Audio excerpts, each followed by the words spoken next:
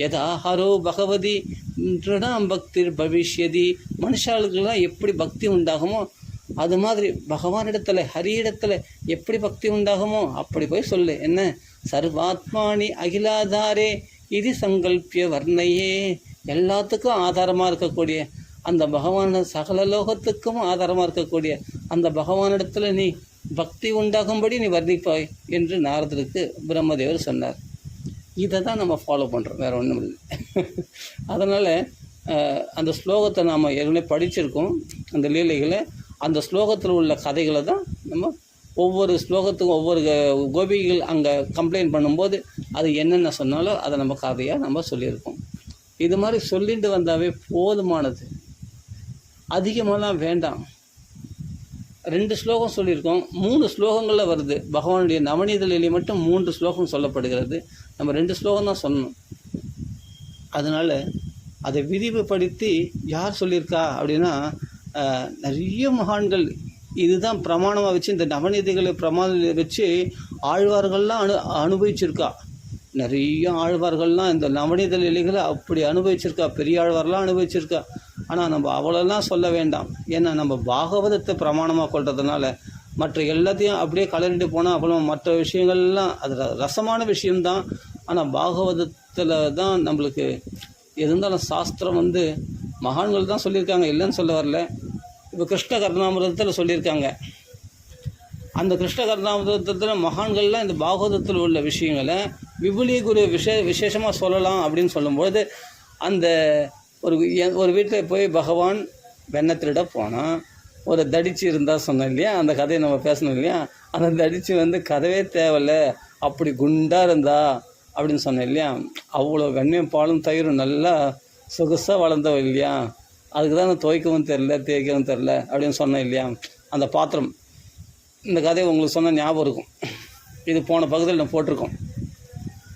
அந்த துணியை துவைக்கவும் தெரியலையா, சாமான் தேய்க்கவும் தெரியலையா, அப்படி நின்று இருக்காலே. இதை அண்ணா அழகாக ரசித்து சொல்லுவார். அதை வச்சு தான் நான் அடியேன்னு சொன்னேன். இந்த நவநீத லீலையில் எனக்கு அடிக்கடி கொஞ்சம் வார்த்தை ஸ்ட்ரக் ஆகும். அதை எதுவும் தப்பாக நினச்சிக்க வேண்டாம். ஏன்னா சில பேருக்கு இந்த வார்த்தை ஸ்ட்ரக் ஆகுறது, என்ன கோர்வையாக சொல்ல மாட்டாரு அப்படின்னு நினைக்கக்கூடாது. எனக்கு அப்படி தான் வருது. இதுக்கு என்னென்னா, சின்ன வயசுலேயே எனக்கு என் தம்பிக்கு தொத்துவாய்னா சரியாக பேச்சே வராது. பேச்சு ஸ்ட்ரக் ஆகிடும், ஃபுல்லாக ஸ்ட்ரக் ஆகிடும். 2 வார்த்தை பேசுனா அதுக்கு மேலே 3ஆவது வார்த்தை பேச வராது. இப்போ எப்படி ஸ்ட்ரக் ஆகுது, இதோட மோசமாக ஸ்ட்ரக் ஆகும், பேச்சே வராது. அப்படி இருக்கும்போது திருப்பதி ஏழுமலையானுக்கு பிரார்த்தனை பண்ணினாங்க. பிரார்த்தனை பண்ணி மொட்டை அடிக்கிறதா பிரார்த்தனை பண்ணி அம்மா அப்பா அப்புறமா பேச்சு அப்புறமா பார்த்தா பிரார்த்தனை பண்ணிட்டு போய் திருப்பதி கோயிலுக்கு போயிட்டு வந்தோடனே எங்கள் 2 பேருக்கும் பேச்சு ஓரளவுக்கு வந்தது. அப்புறமா தான் நல்லா ஸ்கூலில் சேர்த்தாங்க. அதுபோல் எனக்கு என் தம்பிக்கு 2 பேருக்குமே தொத்துவாய் இறங்கும்போது அப்புறமா பகவான் இடத்துல போனோடனே பெருமாள் இடத்துல பிரார்த்தனை பண்ணால் உடனே நடக்கும். எங்களுக்கு நடந்த உடனே மொட்டை அடிச்சுட்டு அப்புறமா காதெல்லாம் குத்திட்டாங்க. அப்புறமா ஸ்கூலில் நல்லா படிக்க ஆரம்பித்தோம். அதனால் அந்த தொத்துவாய் லைட்டாக இருக்குது, வேறு ஒன்றும் இல்லை. அதனால் அடியேன் பேசும்போது கொஞ்சம் ஸ்ட்ரக்காகும் வார்த்தை. சரி. மாயாம் வர்ணியதோ அமுஷ்ய ஈஸ்வரஸ்ய அனுமோததா. பகவான் யோகமாயால் பண்ணக்கூடிய லீலைகளை யார் ஈஸ்வரன் அனுமோதனம் பண்ணால் கூட போதுமா. சுண்பத ஸ்ரத்தையா நித்தியம் மாயா ஆத்மான முக்கியதி. யார் ஸ்ரத்தையோடு முழு நம்பிக்கையோடு இது கேட்கிறார்களோ பகவானுடைய லீலைகளை, அவர்கள் ஆத்மாவினால் மோகிக்க மாட்டார்கள், ஆத்மாவினால் மயக்கமடைய மாட்டார்கள். அவருடைய ஆத்மாவானது மாயையில் மயங்காது என்று சொல்லப்படுகிறது. சுண்பத ஸ்ரத்தையா நித்தியம் மாயையா ஆத்மான முக்கியதி. மாயால் ஆத்மா மோகிக்காது, மயங்காது என்று சொல்லப்படுகிறது. பகவானுடைய லீலைகள் அப்படிப்பட்டு தான். பகவான் மாயால் தானே, யோக மாயால் தானே பல லீலைகள்லாம் பண்ணுறான். இல்லை கயிறு கட்டாமல் இருக்க முடியுமா? அவ்வளோ கயிறுகளை கொண்டு வராளே யசோதை. இதெல்லாம் நினச்சி பார்க்கணும், இதெல்லாம் ரசித்து சுவைச்சு. இதெல்லாம் அப்படியே சும்மா ஏதோ கதை சொல்லிட்டு போயிட்டே இருக்கக்கூடாது. இது எப்படி பண்ணியிருப்பான் பகவான் இந்த லீலைகள்லாம்? எப்படி தயிர் பானையை ஓட்ட போட்டிருப்பான், அது மேலே அந்த ஸ்டூல் மேலே ஏறி அப்படி இது பண்ணி அந்த ஒரு ஸ்டூல் மேலே ஒரு உரல் மேலே போட்டு அந்த உரல் மேலே ஒரு ஸ்டூல் போட்டு அந்த மேலே ஏறி நின்று அந்த பானையை உடைக்கிறான்னு சொன்னால் அந்த உரிகளில் தொங்க விட்டுருக்காங்க. இவனுக்கு பயந்துக்குன்னே மேலே வச்சுருக்காங்க பானையை. ஆனால் இவன் தான் அழகாக கரெக்டாக தெரியுமே எந்தெந்த பானை காலி பானை, எந்தெந்த பானையில் தயிர் இருக்குது, வெண்ணெய் இருக்குது, எல்லாம் தெரியுமே பகவானுக்கு. கரெக்டாக அந்த பானையை கரெக்டாக அடிப்பான். அந்த புல்லாங்குழத்துக்கு ஒரு அடி அடிச்சோன்னா அப்படியே பீரிட்டு அடிக்கும். அந்த பால், வெண்ணெய், தயிரெல்லாம் அழகாக குடிப்பான் பகவான். அது சிந்தாமல் சிதறாமல் அழகாக குடிச்சு அவன் சிந்துறதாவது முகமெல்லாம் வெண்ணியமாக தான். அதுதான் அழகே பகவானுக்கு. முகத்தில் தான் வெண்ணெய் பூசிந்தால் தான் பகவானுக்கு அழகே. அந்த புன்சிரிப்பு தான் அழகே. அந்த வெண்ணெய் தோஞ்சு அந்த முகம் இருக்கே, என்ன ரசமாக இருக்கும் தெரியுமா அது. அதான் நவநீத கிருஷ்ணா. இந்த நவநீத கிருஷ்ணன் பேர் ஸ்கூலில் என் கூடலாம் படிச்சிருக்காங்க பசங்கள்லாம், நவநீத கிருஷ்ணன் பேர்லாம் அப்படிங்க. அது மாதிரி அந்த பேர் பார்த்தா எனக்கு அப்போ புரியல, இப்போ புரியுது. நவநீதன்னா ஓஹோ வெண்ணெய் போல் இருக்குது.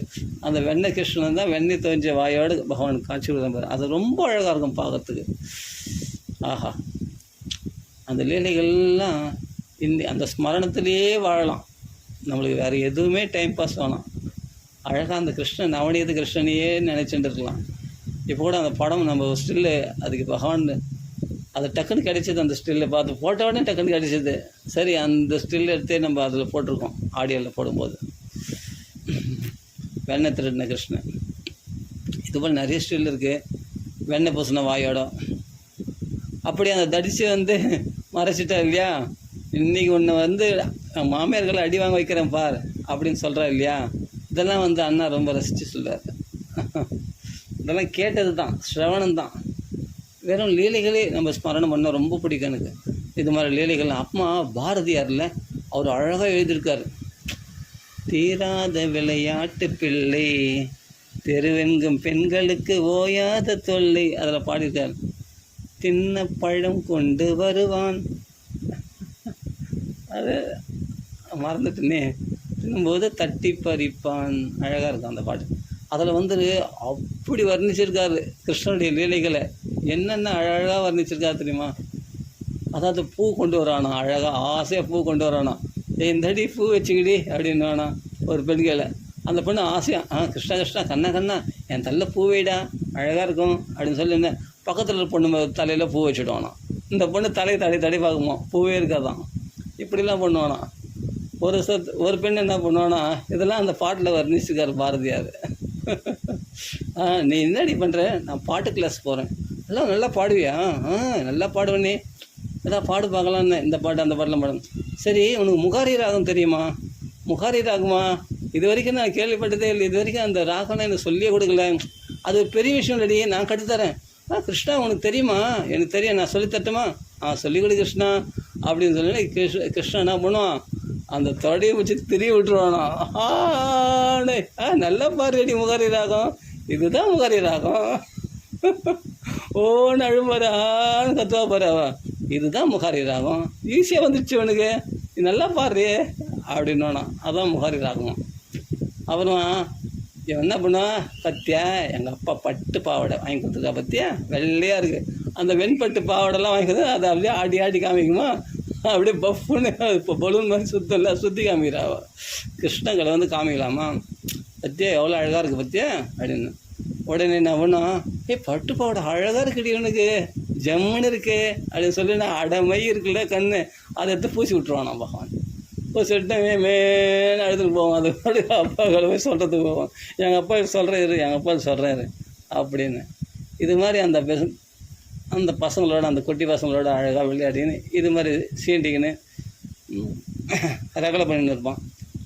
அப்புறமா இவன் என்ன பண்ணுவாங்க, மயில் மாதிரி ஆடு பார்க்கலாம், உனக்கு நான் வெண்ணெய் தரேன், ஒரு உருண்டை வெண்ணெய் வேணுமா, நான் மயில் மாதிரி ஆடணும் என்ன அப்படின்னா. சரி அப்படியே ஆடுறேன்னு சொல்லி ஒரு படி வெண்ணெய் வாங்கிப்பான். ஃபஸ்ட்டு அட்வான்ஸாக ஒரு படி வெண்ணெய், சரி ஓகே, கொஞ்சம் மோர் கொடு அப்படின்னா. மோர் குடிச்சிடுவான். டான்ஸ் ஆடினா அந்த மயில் மாதிரியே அழகாக ஆடுவான். அந்த மயில் மாதிரியே எப்படி ஆடுவான், இவருடைய அந்த வேஸ்ட் இருக்குல்ல, அந்த துண்டு இருக்குல்ல, அந்த துண்டை அப்படியே அந்த மயில் ரெக்க விரிக்கிற மாதிரி விரித்து அழகாக ஃபஸ்ட் கிளாஸாக ஆடுவான் அப்படியே கிருஷ்ணன். அவனுக்கா தெரியாது அந்த துணி அது ரெக்க மாதிரி மாறணும், எப்படி வேணும் அதை ஸ்டிப் பண்ணிக்கும். அது என்ன வேணாலும் அவன் என்ன பண்ண நினச்சானோ அப்படி பண்ணும். அவர்களை ரசிக்கிற மாதிரி அந்த கோபிகளை அழகாக ஏன்னா வெண்ணெய் கொடுப்பாங்களா அப்போ தான் அந்த இந்த வெண்ணைக்காக டான்ஸ் ஆடுவானா பகவான், மயில் மாதிரி ஆடுவானா. ஆமாம், யானை காது ஆட்டுவேன், அது மாதிரி தனியாக ஆட்டு பார்க்கலான்னு. உலகத்தையே ஆட்டி வைக்கிறனுக்கு தான் காதை தனியாக ஆட்டுவானா அப்படியே. எப்படா காது மட்டும் தனியாக ஆடுது அப்படின்னு. உலகத்தையே ஆட்டி வைக்கணுக்கு அது பெரிய விஷயமா? அந்த காதாட்ட சொன்னால் காதாட்டுவானா, அதே மாதிரி குயில் மாதிரி சொன்னால் கூவானா, பாட்டு பாட சொன்னால் அழகாக ராகத்தோடு பாட்டு பாடுவானா. இதெல்லாம் அவர்கள் இந்த டான்ஸ் ஆட சொல்லி பாட்டு பாட சொல்லி அப்படி வெண்ணெய் கொடுக்குற மாதிரி தயிர் கொடுக்குற மாதிரி ஏமாற்றி அவங்க எல்லா வேலையும் வாங்கிப்பாங்க. அப்போ அந்த கோபிகளுக்கு ஒரு பொம்மை மாதிரி ஆட வச்சாங்களாம். இதெல்லாம் பாகவதத்தில் வருது. நான் சும்மா எதுவும் கட்டுக்கதை காட்டுறேன்னு நினைக்காதீங்க, பாகவதத்தில் வருது அதெல்லாம். அப்படி இருக்கும்போது என்ன பண்ணுறான்னா, ஒரு ஜோடு அந்த பாதுகை கொண்டு வர சொன்னால் அப்பா அந்த நான் போய் மதுரை நகரத்தில் போய் வரிகட்டு வரணும். சரி செல்லம், கிருஷ்ணா, கண்ணா, அந்த பாதுகை கொண்டு வாடா அப்படின்னு. இதை கொண்டு வரேன்ப்பா அப்படின்னு சொல்லிட்டு அந்த பாதுகையை தலைமலை தூக்கி வச்சுன்னு மிட்டாய் மிட்டாய் மிட்டாய் மிட்டாய் மிட்டாய் மிட்டாய் மிட்டாய் விற்கிறவங்க வரோம் இல்லையா, அது மாதிரி தலையில் வச்சுட்டு மிட்டாய் மிட்டாய்ன்னு அப்படி விற்றுன்னு போகிற மாதிரி அந்த பாதுகையை தலையில் வச்சுன்னு வியாபாரி மாதிரி கத்தின்னு போவானா பகவான். கத்தின்னு போய் அந்த பாதுகையை அவங்க அப்பா காலில் போட்டு விடுவானா. போட்டுக்குப்பா அப்படின்னு. அப்புறமா அம்மா இல்லை, டே எனக்கு அந்த ஸ்டூல் கொண்டு வாடா, நான் தயிர் கடையணும் அப்படின்னு அந்த மனையை கொண்டு வர சொல்லுவாங்க. அந்த மனையில் தூக்க முடியாத மாதிரி அப்படி தூக்குவானாம். அப்படி தூக்கிட்டு தோல் தட்டுவானாம். நல்லா அப்படி தோல் தட்டி பற்றியா எனக்கு எவ்வளோ பலம், இந்த மனையை தூக்கின்னு வந்துட்டு பாரு. அந்த மனையை தூக்கின்னு ஒரு பெரிய பலசாலியாம். அப்படி ஆஸ்போடனம் பண்ணுவானா பகவான். தொடையை தட்டி கொடுப்பானா, அப்படி கையெல்லாம் தட்டி கொடுப்பானா, எனக்கு எவ்வளோ பலம் பார் அப்படின்னு. ஒரு பொருளை எடுத்துன்னு வரும்போது தோல் தட்டி போனோம். நான் பலராமண்ணாவோட நான் பலசாலி பத்தியா அப்படின்ட்டு. இது மாதிரி சேஷ்டைகள்லாம் பகவான் பண்ணுவான். அந்த பசங்களோடு விளையாடும்போது அந்த மல்யுத்தம் பண்ணுறது, அந்த கபடி விளையாடுறது, உழுந்து பரல்றது, எந்த பரபிரமத்தோடு உழுந்து பரலை தொட்டு விளையாடுற பாக்கியம் பெற்றார்களே அப்படின்னு சுகாச்சாரியர் பராமப்படுறாராம். நமக்கெல்லாம் அந்த பாக்கியம் கிடைக்கலே, இந்த கோபரெல்லாம் அனுபவிச்சாங்களே, கட்டி பிடிச்சி விளையாடுறாங்களே, ஆஹா என்ன பாக்கியம்னு சுகாச்சாரியர் அப்படியே ஏங்குறாரு. அந்த கதையெல்லாம் சொல்லும்போது ஆஸ்போடம் போனால் கட்டி பிடிக்கிறாங்க. யுத்தம் பிரம்ம சுகானுபூத்தியா, என்ன பாரு பிரம்ம சுகத்தை அனுபவிக்கிறார்களே அந்த குழந்தைகள், கோகுலவாசிகள் என்ன பாக்கியம் பெற்றார்கள் அப்படின்லாம் சொல்கிறார். எவ்வளோ ரசமான லீலைகள் தெரியுமா அதெல்லாம். அந்த பால லீலைகளில் மயங்காதவர்கள் யாருமே கிடையாது, எந்த ஆழ்வாரும் கிடையாது, எல்லாம் மயங்கிட்டாங்க அந்த பாலலீலை, கிருஷ்ணனுடைய பாலலீலைகளில். வியாசரே மயங்கிட்டார், சுகாச்சாரியும் மயங்கிட்டார், பரிசுத்தும் மயங்கிறார், எல்லாம் மயங்கிறான். நம்மளும் மயங்க வேண்டியது தானே. அப்படியேப்பட்ட இது நான் பிரமாணம் இல்லாமல் சொல்கிறதுக்காக சொல்ல வந்தேன். கடைசியில் எதை சொல்ல வந்தேன்? அந்த தடிச்சு வரேன். அது கிருஷ்ண கருணாமிரதத்தை பில்வமங்கல தாகராச்சாரியார் அழகாக சொல்லியிருக்காரு இல்லையா. பீடே பீடே நிஷன்ன பாலகலே திஷ்டன்ச கோபாலகோ யந்திராந்தஸ்தித துக்தபாண்டம் அபக்ருஷ்யா சாத்திய கண்டாரவம் பக்தோபாந்த கிருதாஞ்சலி கிருதச்சிர கம்பம் பிபன்யப்பய வாயாதாகத கோபிகா நயனையோர் கண்டுஷ பூத்கார கிருத்து. அந்த என்ன பண்ணுறான், வழி மறைச்சுட்டான்ல, விடமாட்டேன்ட்டு வழி விடமாட்டேன்னு சொன்னார் இல்லையா. அப்போ கிருஷ்ணன் என்ன பண்ணான், வாய் நிறைய அந்த வெண்ணையை குழப்பி ஒரு பூங்காரம் பண்ணானா. அதுதான் இங்கே சொல்ல பூத்கார கிருத்து கண்டூஷ பூத்கார கிருத்து பாயாதாகத கோபிகா நயனையோர் கண்டூஷ பூத்கார கிருத்து. வீடேனா ஒரு மனையின் மேலே ஒரு பாலகனை மனையை வைத்து அதன் மேலே உட்கார்ந்த ஒரு சிறுவனின் தோல் மேலே நின்று கொண்டு யஹ்னா எவன் என்ற அந்த ஸ்தித உரியின் நடுவில் இருந்த பால் பானையை இழுத்து அதில் கட்டியிருந்த மணியோசையை மறைத்து அடக்கி வாயின் அருகில் கையை கூப்பி வைத்து கொண்டு தலையை ஆட்டிக்கொண்டு கொடிக்கையில் அந்த கோபிகளுடைய கண்களில் எச்சிலால் பாலை சிதறி, அதான் பாலை கண்டூஷ பூத்காரகத்து சிதறி உமிழ்ந்தானோ அந்த கோபாலகிருஷ்ணன் நம்மை காப்பாற்றட்டும். கோபாலக பாயாத்து அப்படி பகவானை அப்படி பில்லமௌல தாராச்சார் இந்த ஸ்லோகத்தில் அப்படி அழகாக வர்ணிக்கிறார்.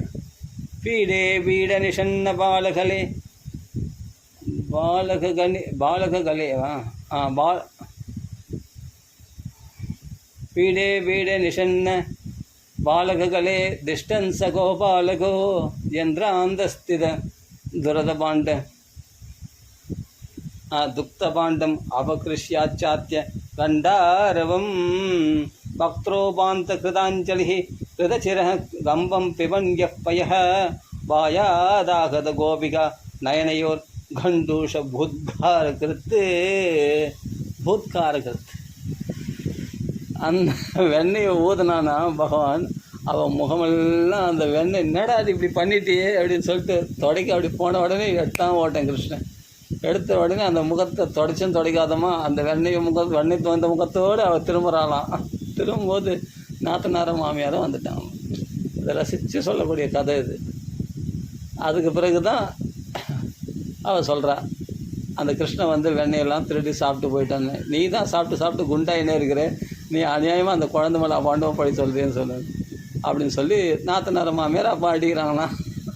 அந்த மருமன் சொல்லு அது மாதிரி அடிக்கிறாங்களாம். அவள் வந்து கம்ப்ளைண்ட் பண்ணுறாளாம் யசோதை இடத்துல, இது மாதிரி என்ன அடி வாங்க வச்சானே இந்த கிருஷ்ணன், ஒன்றும் தெரியாத மாதிரி முழிச்சுன்னு இருக்கான் பாரு, பத்தியா ஏதாவது தப்பு செய்த அந்த அறிகுறியாவது இருக்கா பாரு, நீ ஒன்றும் தெரியாத குழந்தை மாதிரி என்னவோ நாங்களாம் போய் சொல்கிற மாதிரியே என்னவோ உண்மையாக பேசுகிற மாதிரி அவனை வந்து கண்டிக்க மாட்டேன்ற நீ அப்படின்னு யசோதை இடத்துல சொல்கிறாங்க. இது மாதிரி நிறைய லீலைகள் பகவான் பண்ணுறான். இந்த லீலைகள் இப்போ நான் நிரூபணம் பண்ணியாச்சு. ஏன்னா கிருஷ்ண கர்ணாமிரதத்தில் இந்த லீலை வருது அப்படின்னு சொல்லியாச்சு. ஏன்னா சில பேர் கற்பனையாக நம்ம சொல்கிறோன்னு நினைப்பாங்க இல்லையா, அதுக்காக. சரி, அடுத்தது வந்து என்ன சொல்கிறான், அந்த மணி கட்டின விஷயத்தை இதில் தான் சொல்லியிருக்கு. அதை 2 லீலையாக மகான்கள் வர்ணித்து சொல்லுவாங்க அழகாக. அதனால் நம்மளும் அப்படியே 2 லீலையாக சொல்லியிருக்கோம். கட்டியிருந்த மணி ஓசை கண்டாரவம்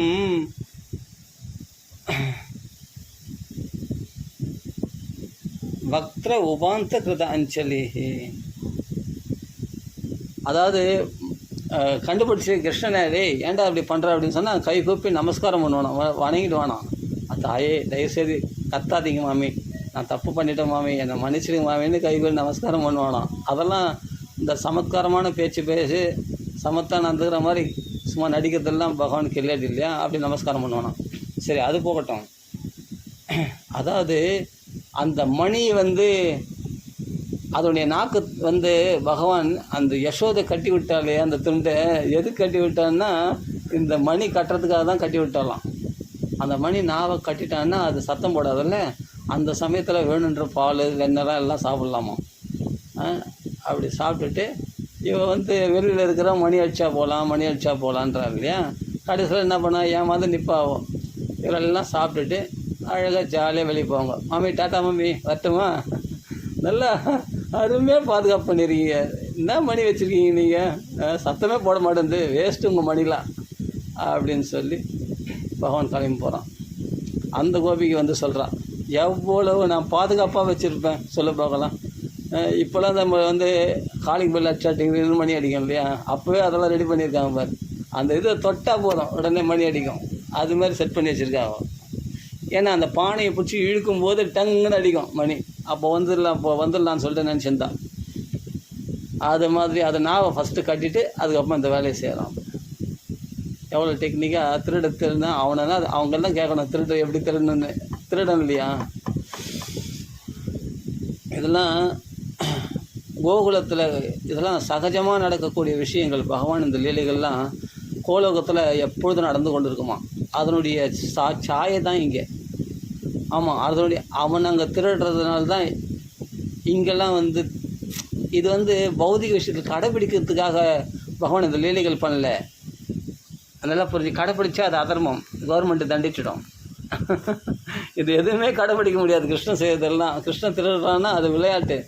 அது கிருஷ்ணன் குழந்தைகளோடு சேர்ந்து திருடுறான்னா அது ஒரு விளையாட்டு. அது கோலோகத்தில் நடக்கக்கூடிய இதெல்லாம் வந்து என்னென்னா பௌதிகமான, அதான் சொல்கிறேன், ஜென்ம கர்மச்ச மே திவ்யம். பகவானுடைய செயல்கள் எல்லாம் தெய்வீகமானது, அது பௌதிகமானது கிடையாது. அந்த திருட்டு வேலை நம்ம செய்தோம்னா கண்டிப்பாக போலீஸ் அழகாக புயல் சிறையில் கொண்டு போய் அடிச்சிடும் இல்லையா. அதனால் நம்ம ஜாக்கிரதையாக அந்த இதெல்லாம் செய்யறதுக்காக இல்லை, இதெல்லாம் ரசிக்கிறதுக்காக. அதான். ஆனால் இங்கே பூலோகத்தில் திருடுறாங்களே என்ன, அந்த திருட்டு எங்கேருந்து வந்ததுன்ற கிருஷ்ணன் அங்கே அவன் இப்போ நம்ம அசைஞ்சாதான் நம்ம நிழல் அசையும். நிழல் கை கால் இருக்குதுன்னா நிழல் கை கால் இருக்குதுன்னா அதுக்கு ஜீவன் கிடையாது. அந்த நிழலுக்கு நம்ம உடலுக்கு ஜீவன் இருக்குது, நம்மளுக்கு ஜீவன் இருக்குது இல்லையா, நம்மளுக்கு உயிர் இருக்குது, அது உயிரற்றது.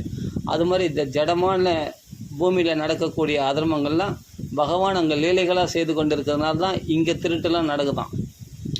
ஆமாம், அங்கே ராசலீலை பண்ணு தான் இங்கே ஸ்திரீகள் இடத்துல மோகம் உண்டாகுது, ஆண்களுக்கு பெண்களுக்கு. அதெல்லாம் காரணம்னா அங்கே பகவான் அத்தனையும் அதெல்லாம் லீலைகள், அதெல்லாம் ரசமயமானது, இங்கே விகாரமயமானது. புரியுதுங்களா? இது அது ரசம். அது அங்கே நடக்கிறதெல்லாம் ரசம், அது ராசரசம். அதெல்லாம் இங்கே என்னென்னா இங்கே அதர்மங்கள். இது எதுவுமே பகவான் ஏன்னா மனுஷனை விட பகவான் வேறுபடுத்தி காட்டுறதே இந்த லீலைகள் தான். தெய்வீகமான பகவானுடைய லீலைகளை அனுஷ்டிக்கிறதுக்காக கிடையாது, அதை அனுபவிக்கிறதுக்காக மட்டும்தான். அதாவது நம்ம ரசிக்கிறதுக்காக மட்டும்தான் அந்த லீலைகள்லாம். ஆமாம், கற்பாரே ராமனை எல்லால், கேட்பாரே கேசவன் கீர்த்தி எல்லால் அப்படின்ற மாதிரி. இது கேட்கறதுக்கு தான் நல்லாயிருக்கும், இது கடைப்பிடிக்கிறதுக்கு கிடையாது. ஆனால் நல்லா ரசிக்கலாம். இப்படி நம்ம இந்த அனுபவத்தை ரசிக்கும்போது நம்ம உன்னத ஸ்திதியில் நாம் இருக்கிறோம். நாம் பௌதிகமான, அதாவது சொல்கிற மகாத்மானஸ்து மாம் பார்த்தா தெய்வீம் பிரகிருதி ஆசிரிதாக. நம்ம பௌதிக உடலில் இல்லையா, தெய்வீம் பிரகிருதி, அதாவது ஆன்மீக உடலில் இருக்கிறோமா நாமலாம். நம்ம சாதாரண ஆத்மாக்கள் கிடையாதான். மகாத்மானஸ்து மாம் பார்த்தா, என்னை வழிபடுவர்கள் மகாத்மாக்கள் அல்லவா, அதில் சாதாரண ஆத்மா தான் சொல்ல முடியுமா அப்படின்னு கீதையில் பகவான் சொல்கிறானா. நம்மளெல்லாம் அவ்வளோ வசதியாக தூக்கி வச்சுருக்கோம். எவ்வளோ ஜாலி பற்றியா, சூப்பர். அதனால் நாம் இப்படியாப்பட்ட லீலை அனுபவங்களில் ஒருத்தருக்கு பேசி பரஸ்பரம் போதையந்திச்ச, ரமந்திச்ச, துஷ்யந்திச்ச அப்படின்னு பகவான் கீதையில் சொல்கிறாங்க இல்லையா. ஒருத்தர் சந்தோஷம் அடையணுமா, ரமிக்கணுமா, போதையந்த, பரஸ்பரம் போதையந்த. உனக்கு தெரிஞ்ச நீ சொல்கிறியா, எனக்கு தெரிஞ்ச நான் சொல்லட்டுமா, அப்படி கிருஷ்ண கதைகளை பேசி அனுபவிக்கலாமா அப்படின்னு அனுபவிக்கணுமா. அதெல்லாம் அதனால் இங்கே சொல்கிற இன்னொருத்தி அது மாதிரி ஏற்கனவே என்ன பண்ணால் மணியால் தான் மாட்டினான். ஃபஸ்ட்டு என்னென்னா அடியேன்னு சொல்லிட்டு அடிக்க மாட்டேன் அப்படின்னு. சரி அடியேன்னா அடிக்க மாட்டேன், சரி நல்ல பையன், ஓகே அப்படின்னு தானே போய் திருடினான். டங்கட கடக்குன்னு அந்த சமத்தில் அடித்து காட்டி கொடுத்துச்சு. அந்த மணியானது கிருஷ்ணனை காட்டி கொடுத்துச்சு. அப்போ பகவானுக்கு தலிக்காகும்போது, பகவானுக்கு நைவேத்தியம் பண்ணும்போது காட்டி கொடுத்துருவோம் இல்லையா. அதனால தான் மணி அடித்து நம்மளுக்கு பகவானுக்கு நைவேத்தியம் பண்ணுறது, கிருஷ்ணனை காட்டி கொடுத்துரும். அப்புறம் பார்த்த எல்லா விதத்தில் மாட்டினான். இன்னொரு போகும்போது அதே மாதிரி இது நல்ல வழிமுறையாக இருக்கே, ஓ கிருஷ்ணனை பிடிக்கிறதுக்கு தான் வழியா, சரி நம்மள மணி கட்டிடுவோம்னு சொல்லிட்டு மணி கட்டி வச்சிட்டான். ஒரு தடவை தொடர்ந்து ஏமாந்தனுப்பனா அப்படின்னு சொல்லிட்டு அந்த மணியுடைய நாவில் தன்னுடைய துண்டத்தை கட்டி அங்கே போய் திருடுறான் பகவான். இந்த லீலைகள் எத்தனை தடவை திருப்பி சொன்னதே சொன்னால் கூட பகவத் சிந்தனையோடவே நம்ம வாழ்க்கை கழியணும். அனன்யாஸ் சிந்தையந்தோன்னா அப்போ தான் நம்ம யோகக்ஷேமெல்லாம் பகவான் பார்த்துப்பான். ஆமாம், பெரிய பிரயோஜனம் இருக்குல்ல, சும்மாவா. அதனால் பகவானை பற்றி பேசுறது தப்பு இல்லை, ரொம்ப எவ்வளோ நேரம் வேணால் பேசலாம். அவனை பற்றி தியானத்தில் அப்படியே மூழ்கினே இருக்கலாம். அடுத்தது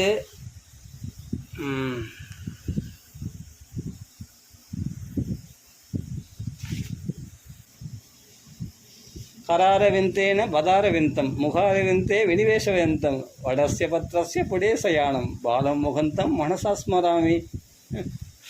பகவான் என்னென்னா கராரவிந்தேன பதாரவிந்தம் என்னென்னா தாமரை போன்ற பகவானுடைய கையால், பதாரவிந்தம் தாமரை போன்ற பாதத்தை பிடித்து தாமரை போன்ற வாயில் வைத்து கொண்டு ஆளிலையில் தளத்தில் பள்ளி கொண்டிருக்கும் பால முகுந்தனை மனதால் தியானிக்கின்றேன்.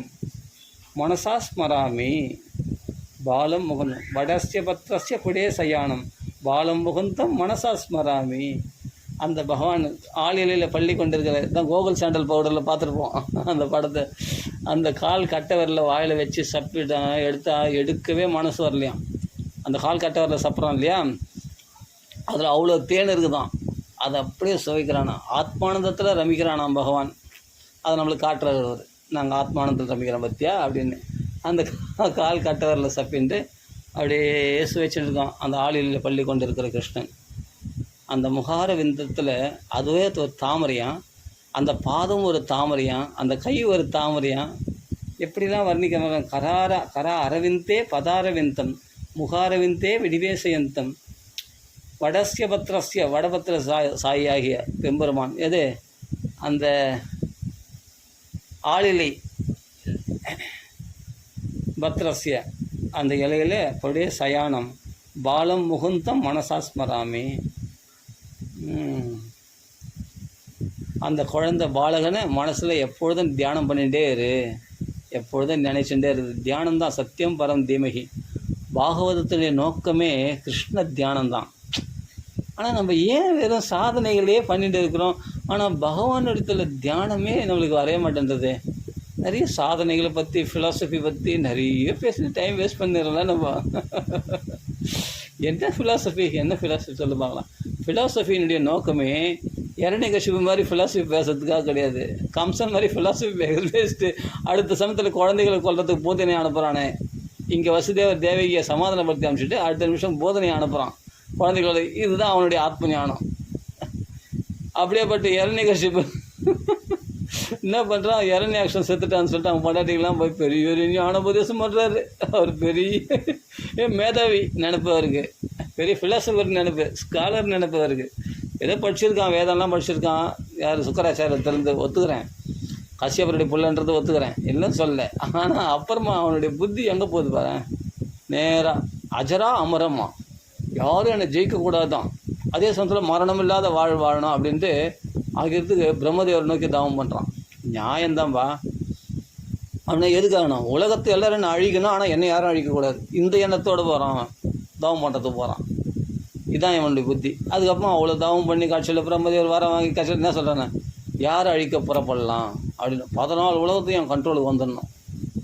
அப்போ இவன் புத்திலாம் பாரு தபசு பண்ணி அப்படியேப்பட்ட வேதாந்தம் பேசுகிறாங்க. வேதாந்தெல்லாம் பாரு மோகாசகா மோக ஜானகா, கீதையில் சொல்கிற மாதிரி மோக ஜானகா. அந்த ஞானம் வேஸ்ட்டாக போச்சு. ராட்சசியும் ஆசுரியும் செய்வேன். அந்த ராட்சச ஆசுரி இயல்பு தானே அவனுக்கு உண்டாகுது. ஏன்னா கிருஷ்ண பக்தி இல்லை, வெறும் விரட்டு வேதாந்தம் பேசி என்ன பிரயோஜனம் சொல்லுவாங்களாம். நிறைய பேர் இதுதான் என்ன பண்ணுறாங்கன்னா, பெரிய பெரிய மேதாவிகள் மாதிரி அந்த ஃபிலாசபி பற்றி அப்படி பேசுகிறாங்க, வைராகியத்தை பற்றிலாம் பேசுகிறாங்க. அதுக்கு ஒரு கிளாஸ்லாம் நடக்குது தெரியுமா. அதுக்கு வைராகியத்துக்கு பற்றி ஒரு கிளாஸு, அதுக்கு ஃபீஸில் வேறு வாங்குகிறாங்க. நிறைய நடக்குது, அதெல்லாம் எங்கெங்கேயோ நடக்குது. ஞானத்தை பற்றி விசாரம் பண்ணுறதுக்கு அதுக்கு ஒரு புஸ்தகம், அதுக்கு ஒரு ஃபீஸ்லாம் வாங்குகிறாங்க, பணமாக. இல்லை அதான் சொல்கிறேனே, இவங்களாம் இதெல்லாம் ஒரு கிளாஸ் மூலிமா இதெல்லாம் சொல்லிக் கொடுக்க முடியும். ஞானத்தை பற்றி, வைராகியத்தை பற்றி. Master of vairagya, master of jnana, bachelor of vairagya, bachelor of jnana அப்படின்னு அதுக்கு ஒரு சர்டிஃபிகேட் வேறு கொடுக்குறாங்களாம். அந்த ஞானத்தை இந்த கிளாஸ் அட்டன் பண்ணால் அதுக்கு ஒரு சர்டிஃபிகேட் கொடுப்பாங்களாம். இதெல்லாம் ஆத்மார்த்தமாக கடைபிடிக்க வேண்டியது. ஏன் இப்படி பண்ணுறீங்க? பக்தி ஞான வைராக்கியெல்லாம் கிளாஸ்னால வரக்கூடியது இல்லையா? என்னையே இது அட கடவுளே. பக்தி தேவை இருந்தால் அழுவா, இன்னைக்கு ரக்ஷிதாரம் நிஜம் பபுஹோ, என்னை யாரா காப்பாற்றுங்களேன் அப்படின்னு அழுவா. ரக்ஷிதாரம் நிஜம் பபுஹோ அப்படின்னு. போபோ சாதோ க்ஷணம் திஷ்ட மச்சிந்தாம் அபிநாசைய அப்படின்றாலே மகாத்மியத்தில். நில்லுங்க தயவுசெய்து என்னை காப்பாற்றுங்க அப்படின்ட்டு நாரதர் கெஞ்சிறாளே. இன்றைக்கி இருந்தால் ரொம்ப கதறுவா. ஒன்றும் இல்லை, இன்றைக்கி இருக்கிறாருன்னா நிச்சயமாக கதறுவா, பயங்கரமாக கதறுவா. என்னை யாருன்னா காப்பாற்றுங்களேன். எனக்கு ஒரு கிளாஸ்லாம் எடுக்கிறாங்க தனியாக. இது கிளாஸுனாலேயோ ஃபீஸுனாலேயோ வரக்கூடிய விஷயம் இல்லை. இது நல்லா புரிஞ்சுக்கணும். நான் சிரிக்கிறேன்னு நினைக்காதீங்க, சீரியஸாக சொல்கிறேன். இதெல்லாம் ஆத்மார்த்தமாக, சென்டிமெண்ட்டாக, உண்மையிலே ஆத்மார்த்தமாக உள்ளுருக்கத்தோடு வர வேண்டிய விஷயம். இதெல்லாம் ஒரு கிளாஸுனாலேயும் ஸ்வபரச்சேத்தியா அப்படின்னு சொல்கிறாரு. நான் தன்னாலேயே நம்மளே புஸ்தகம் படிக்கிறதுனாலே வந்துடாதான். பிறருடைய உபதேசத்தினால வரக்கூடிய விஷயம் இல்லை. இதெல்லாம் செயற்கையாக வரக்கூடிய விஷயம் இல்லை.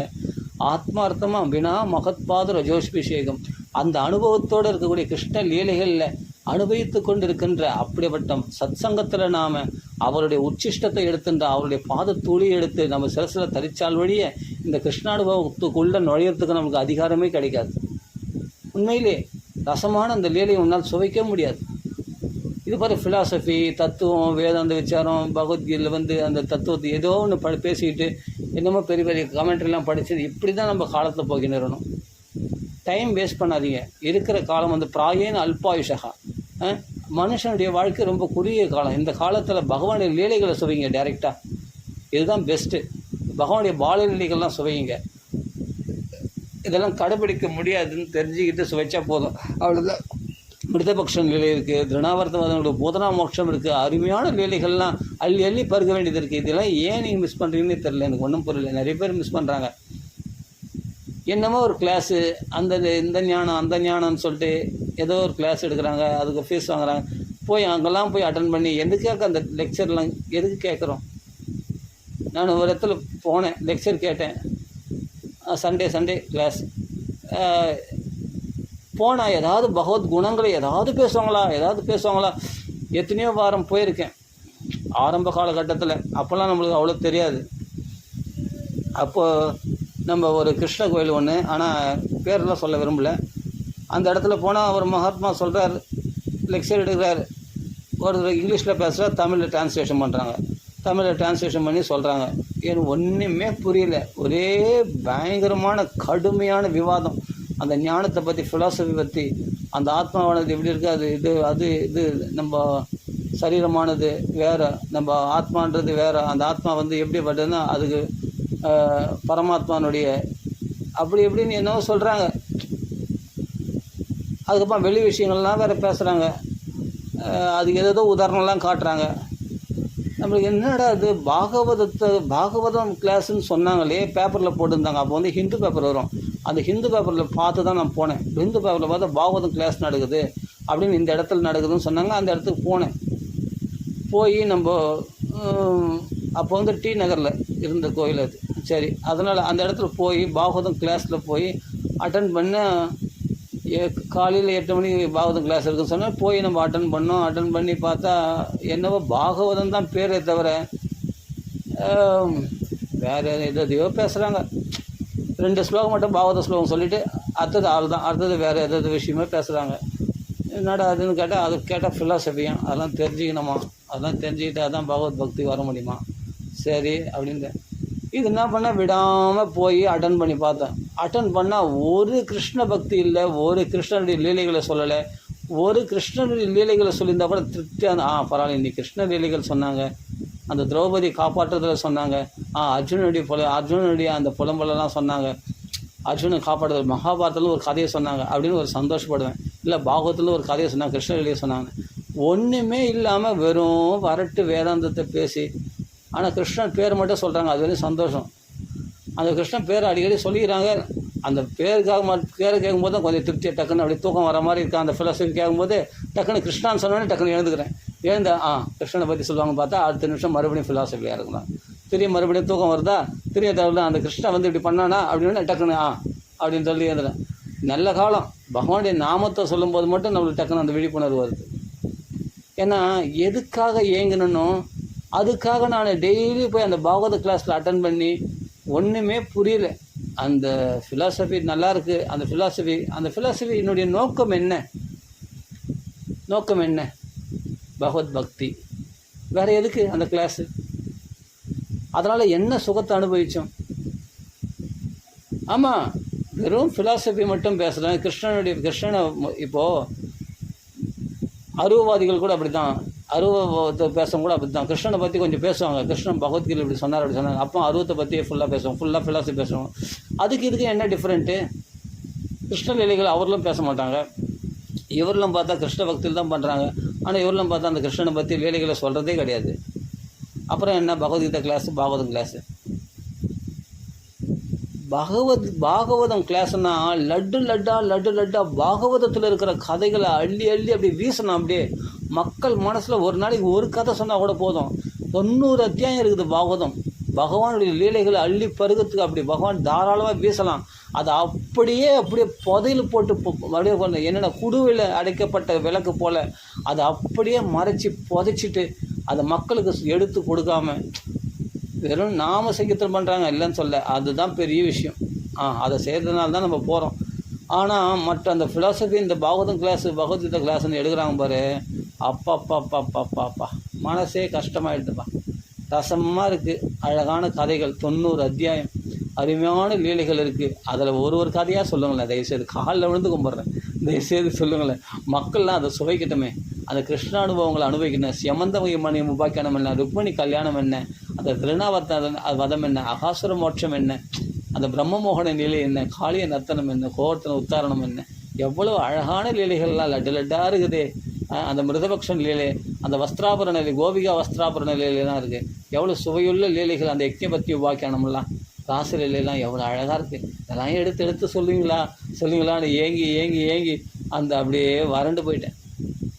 சே, இங்கே இவ்வளோ தான்ப்பா, அதுதான் பகவானை தரிசனம் பண்ணோமா, அதுதான் அந்த கோயிலை விட்டு நம்ம வெளியே வந்துடும், அவ்வளோதான்.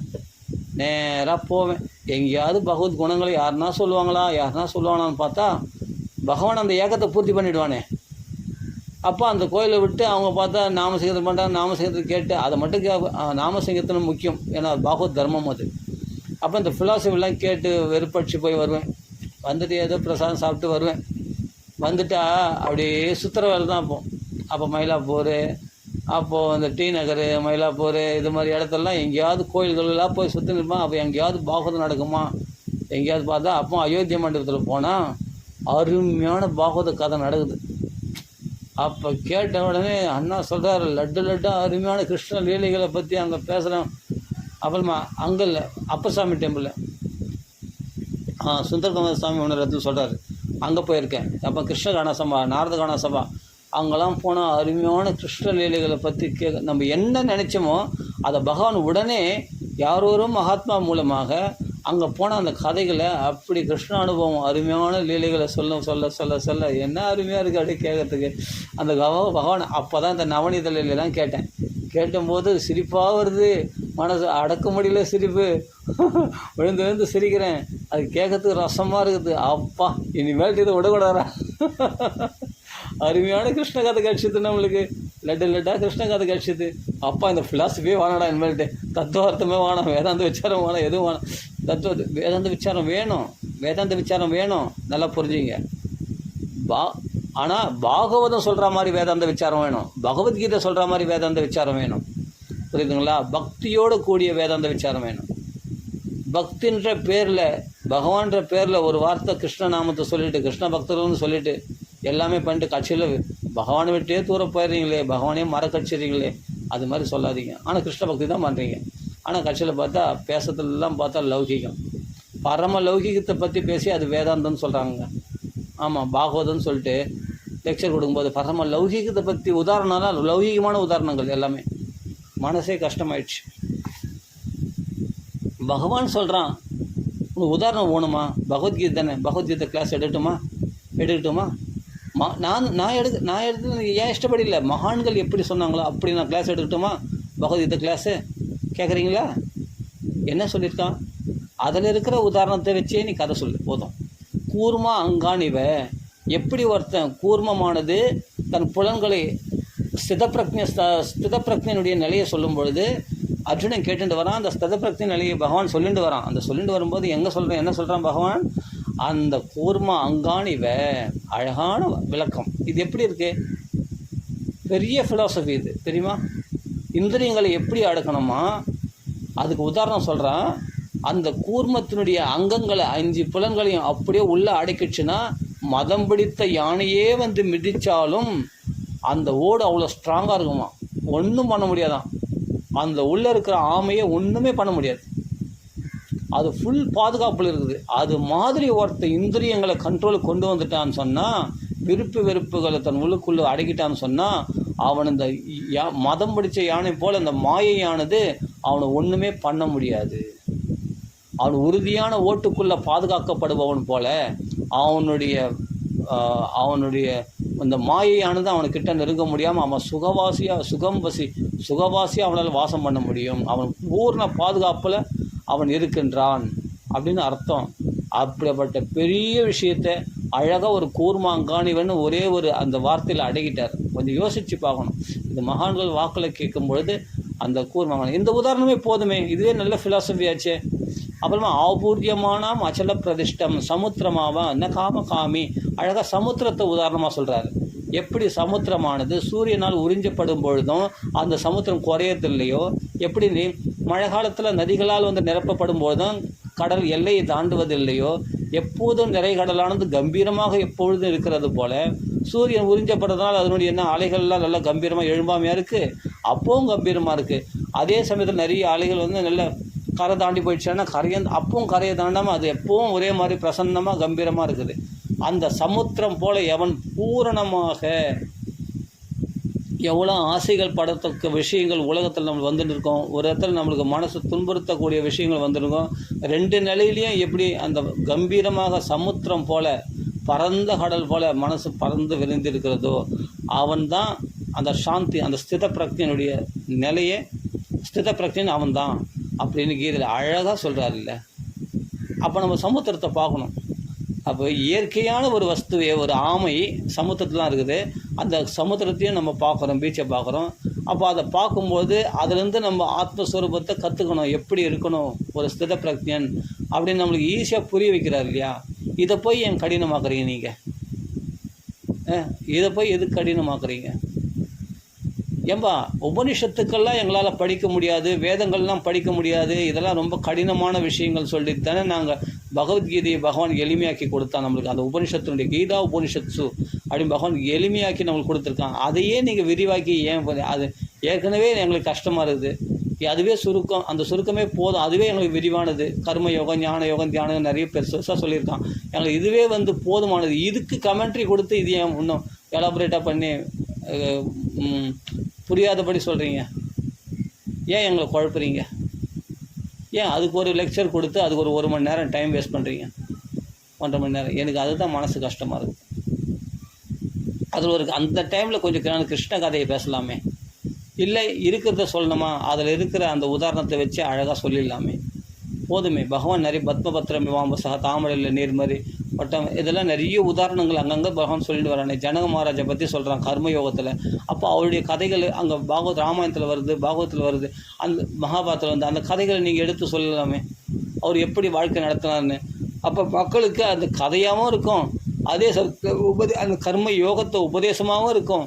அப்போ புராணங்களை நீ கோட் பண்ணாமல், வியாச வால்மீகி மகர்ஷிகள் சொல்லக்கூடிய அந்த கதைகளை நீ கோட் பண்ணாமல், நீயா ஒன்று இந்த பௌதிகத்தில் தற்காலத்துக்கு ஏற்ற மாதிரி சொல்கிறேன்னு சொல்லிட்டு இந்த காலத்தில் பௌதிகமாக ஒரு வரட்டுத்தனமான இன்றைக்கி இருக்கிற இந்த கொரோனா பற்றியும், இந்த சுனாமி பற்றியும், இந்த சினிமா பற்றியும், அரசியலை பற்றி இதெல்லாம் பற்றி இதெல்லாம் உபமானங்களா, இதெல்லாம் உதாரணங்களா? இந்த உதாரணங்களை சொல்ல வேண்டிய அவசியம் இல்லையே. மகாபாரதத்தில் இருக்கிற கதைகளை உதாரணமாக சொல்லலாம், பாகவத்தில் கதைகளை உதாரணமாக சொல்லலாம், ராமாயணங்களில் அந்த சம்ஸ்காரத்தை மக்களிடத்தில் ஏற்றுங்களேன். ஏன் அந்த பழையபடி பழையபடி பெரியவங்களாம் அப்படி தான் சொல்லிட்டு வந்தாங்க உபன்யாசத்துலாம். அந்த பாண்டவர்கள் சூதாடுறதுனால எப்படி கெட்டு போனாங்க பாரு அப்படின்னு அந்த உதாரணம் சொல்லுங்களேன். ஏன் நீங்கள் இப்போ பௌதிகமான உதாரணம்லாம் சொல்கிறீங்க? இது கெட்டு போயிருக்கு, இதை போய் உதாரணமாக சொன்னால் அந்த வியாச பீடத்தையும் நம்ம கரப்படுத்த வேணாம், நம்ம மனசுலேயும் நம்ம கலங்கத்தை உண்டாக்கி வேண்டாம். பௌதிகமான விஷயங்களை பேசி எது பேசினாலும் நம்ம சம்ஸ்காரத்தோடு பேசுவோம். புரியுதுங்களா? நான் சொல்கிறது தப்பாக இருந்தால் தயவுசெய்து எல்லாருக்கும் தயவுசெய்து மன்னிப்பு கேட்டுக்கிறேன். நான் யாரையுமே குறை சொல்ல விரும்பலை, எந்த ஸ்தாபனங்களையும் நான் குறை சொல்ல விரும்பலை. பகவத் கதைகளை சொல்லுங்கன்னு தான் நான் கேட்குறேன். கையெழுத்து கும்பிட்றேன், தயவுசெய்து வணங்கி கேட்டுக்கிறேன். தயவுசெய்து பகவானுடைய லீலைகளை எடுத்து பேசுங்க. 10ஆம் ஸ்கந்தத்தில் அருமையான லீலைகள்லாம் இருக்குது, நான் அதை தான் செய்ய போகிறேன். இது மாதிரி இடத்துல போயிட்டு பகவத் விஷயம் இல்லாமல் ஃபிலாசபி அது இதுன்னு நிறைய பேசி டைம் வேஸ்ட் ஆக வேண்டாம். ஏன்னா பிராயேன்னு அல்பாயுஷா, ரொம்ப குறுகிய காலம்தான் நம்ம வாழ்ந்துட்டு இருக்கிறோம். அதுவே நம்ம பெரிய ஆயுசு நம்ம நினச்சிட்டு இருக்கிறோம். ஆனால் உண்மையிலேயே இது பெரிய ஆயுசு கிடையாது, குறுகிய காலம்தான். மந்தாக நிறைய உபத்ருதாக நிறைய துன்பங்களை அனுபவிச்சிருக்கிறோம். இந்த துன்பங்களுக்கெல்லாம் விடிவு காலம் ஞானம். இப்போ ஃபிலாசபி கிடையாது, நல்லா புரிஞ்சுங்க. ஃபிலாசபி தெரிஞ்சுக்கிறதுக்கு மட்டும்தான். அனுபவத்துக்கு வரக்கூடியது பகவான் லீலைகள் தான். பகவான் லீலைகளை சுவைக்கும் போது தான் கிருஷ்ணானுபவம் உங்களுக்கு ஏற்படுது, நல்லா புரிஞ்சுங்க. ஆமாம், இந்த லீலைகள் சுவைக்காமல் பகவான் சொல்கிறான். ஏன்னா பாகவத்திலே சொல்லியிருக்கு, வாசுதேவே பகவதி பக்தி யோக பிரயோஜிதா ஜனயதி ஆசு வைராக்கியம் ஞானம் எத்தகையதுகம்.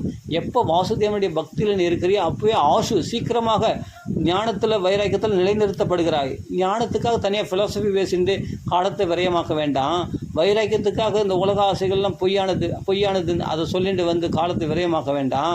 நீ அது பொய்யானதுன்னா பாகவத்தில் இருக்கிற மாதிரி சொல்லிட்டு போனால் போதும். அதுக்கு பெருசாக நீ கமெண்ட்ரிலாம் கொடுக்க வேண்டிய அவசியம் இல்லை. ஒரு ஸ்லோகத்துக்கு பெரிய பெரிய கமெண்ட்ரி கொடுக்க வேண்டிய அவசியம் இல்லை.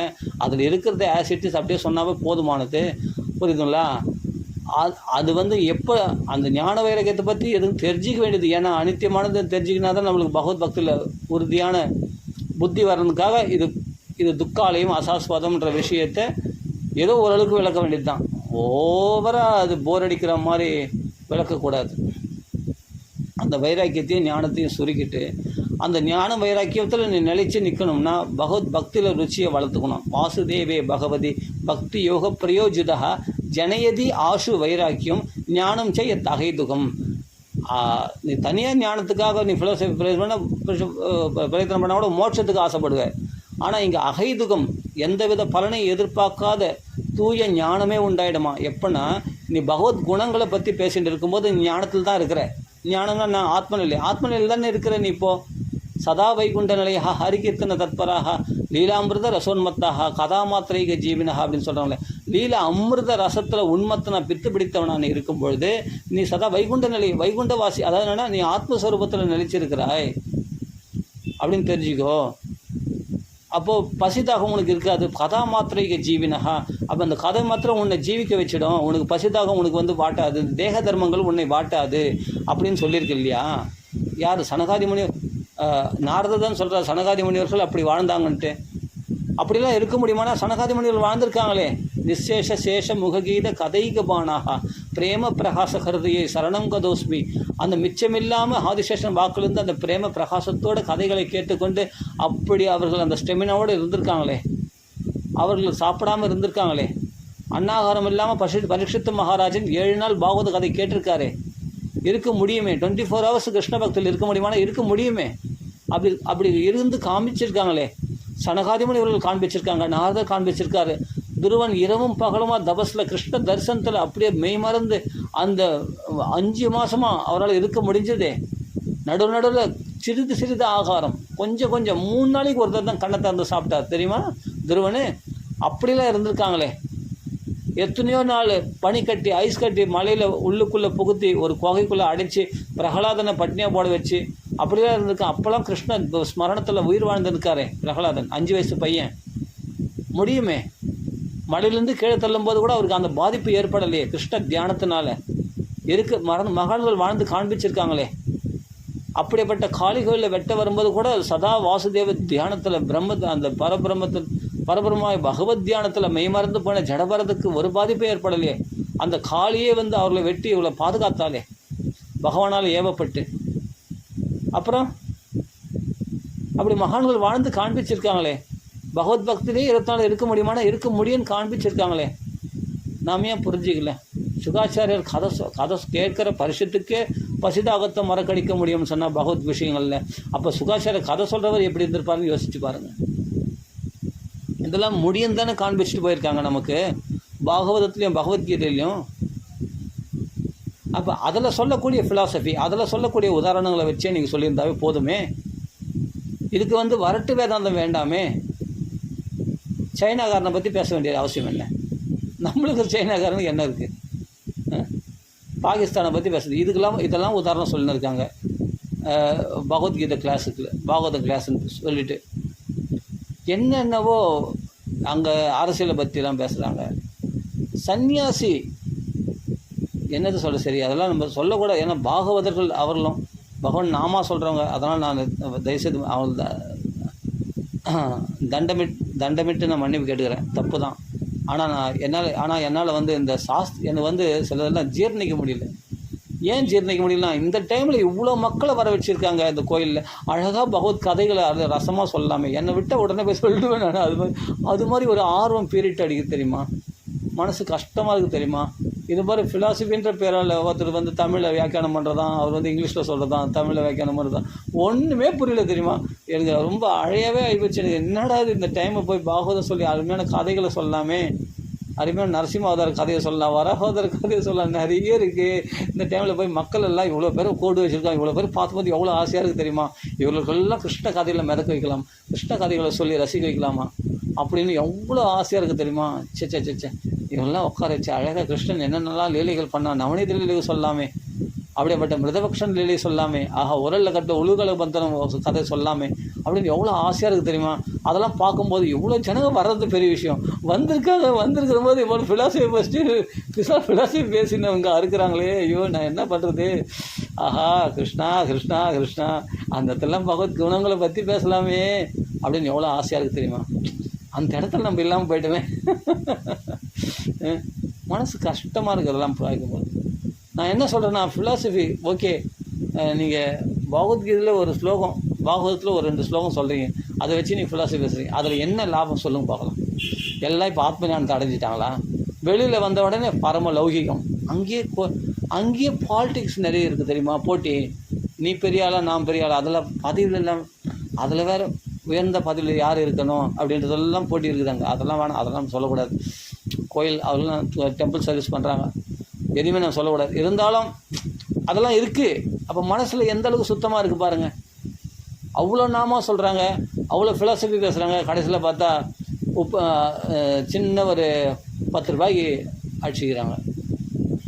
எங்கே பார்த்தாலும் வியாபாரம், டொனேஷன், பணம், அது இதுன்னு சொல்லி அதுதான் மக்களிடத்தில் கேட்குறாங்க. பகவத் குணானுபவங்கள் அந்த இடத்துல இல்லையே. அதுதான் எனக்கு ஒரே ஒரு மனசு கஷ்டம். என்ன பண்ணுறது, மனசு வெளியில் வந்த உடனே உடனே பிஸ்னஸ் பற்றி பேசுகிறாங்க. அவ்வளோ ஃபிலாசபி கேட்டு வந்தவங்க எல்லாம் அந்த பகவத் கிளாஸ் அட்டன் பண்ணிட்டு வெளியே வராங்க. ஃபுல்லாக பௌதிகமான பேச்சு. அப்பா அவங்க வீட்டில் எப்படி இருக்காங்க, நீ என்ன ஆச்சு, ஏன் ஊர்லேருந்து வரதுக்கு இவ்வளோ நாள் ஆச்சு, சரி வா கோயிலுக்கு வந்தியா, சரி வா ஃபீஸ்ட்டாக வா பிரசாதம் சாப்பிட்லாம், அதான் காலியாகிட்டு போகுது. அது ரொம்ப முக்கியம் இல்லை, பிரசாதம் தான் முக்கியம் தான், கரெக்டு. அவன் சாப்பிடவா, இந்த புக்கு வாங்கலாமா, அந்த புக்கு வாங்கலாமா, அங்கே போய் பேசலாமா, இங்கே போய் பேசலாமா, அந்த விளையாட்டு பொருளாம் பார்க்கலாம், பற்றியா இந்த இடத்துல எப்படி இருக்குது, எவ்வளோ பேர் கிரவுண்டு பற்றியா, எவ்வளோ பேர் எத்தனை ஏக்கர் இருக்குன்னு சொல்லும் பார்க்கலாம் இந்த இடம் பார்த்தா அப்படின்னு பேசினுச்சாங்க. தேவையில்லாத பேச்சு, இவங்களை பற்றி குடும்பத்தை பற்றி பேச்சு, பௌதிகமான பேச்சு.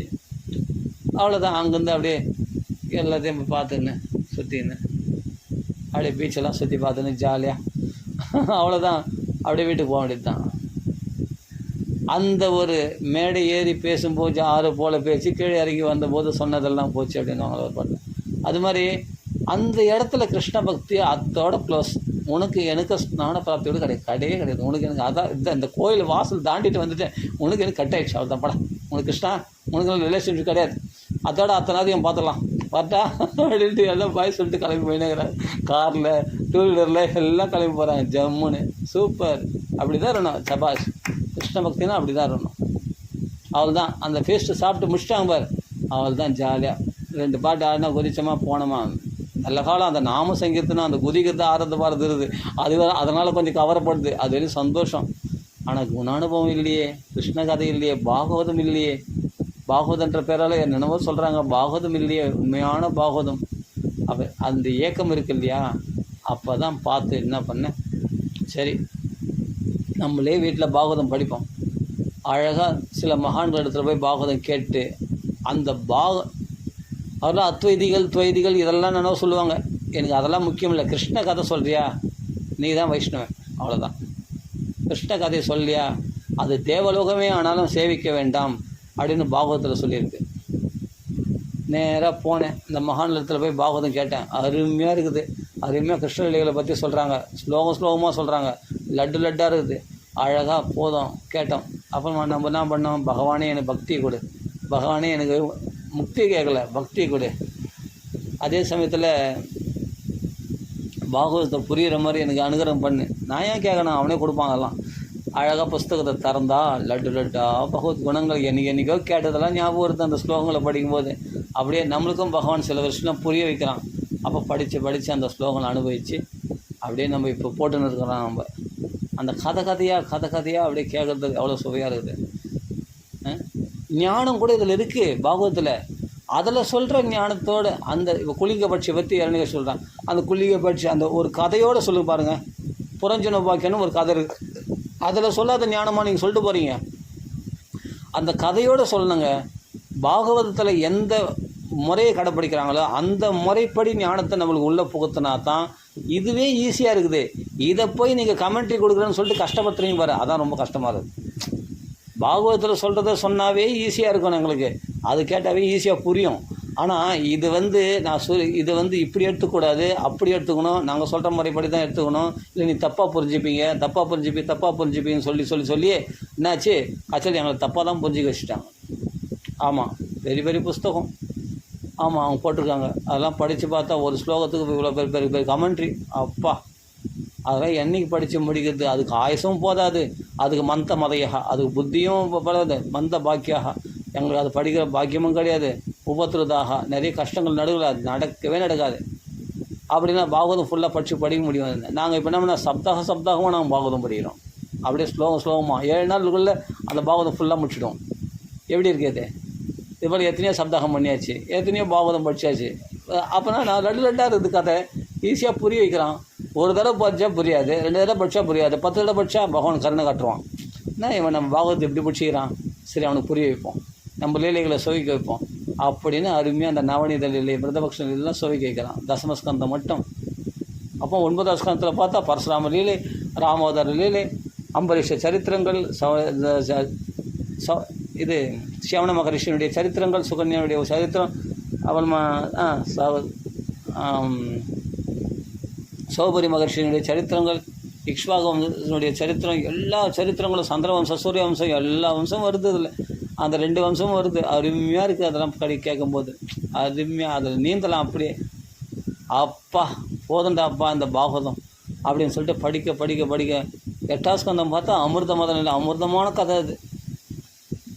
தாமசமன் வந்த இடத்துல தாமசம் இல்லாமல் ஓடி வந்த அந்த கஜேந்திர லீலை எப்படியாப்பட்டது, அருமையாக. அப்புறம் வாமன அவதாரம், மத்ஸ்ய அவதாரம், எவ்வளோ தடவை படித்தாலும் சலிக்காது தெரியுமா அதெல்லாம். என்ன மாதிரி லீலைகள் அதெல்லாம். 6ஆம் ஸ்கந்தத்தில் விருத்தராசுர உபாக்கியானம், சித்திரகேது உபாக்கியானம், அஜாமில உபாக்கியானம், அடேங்கப்பா.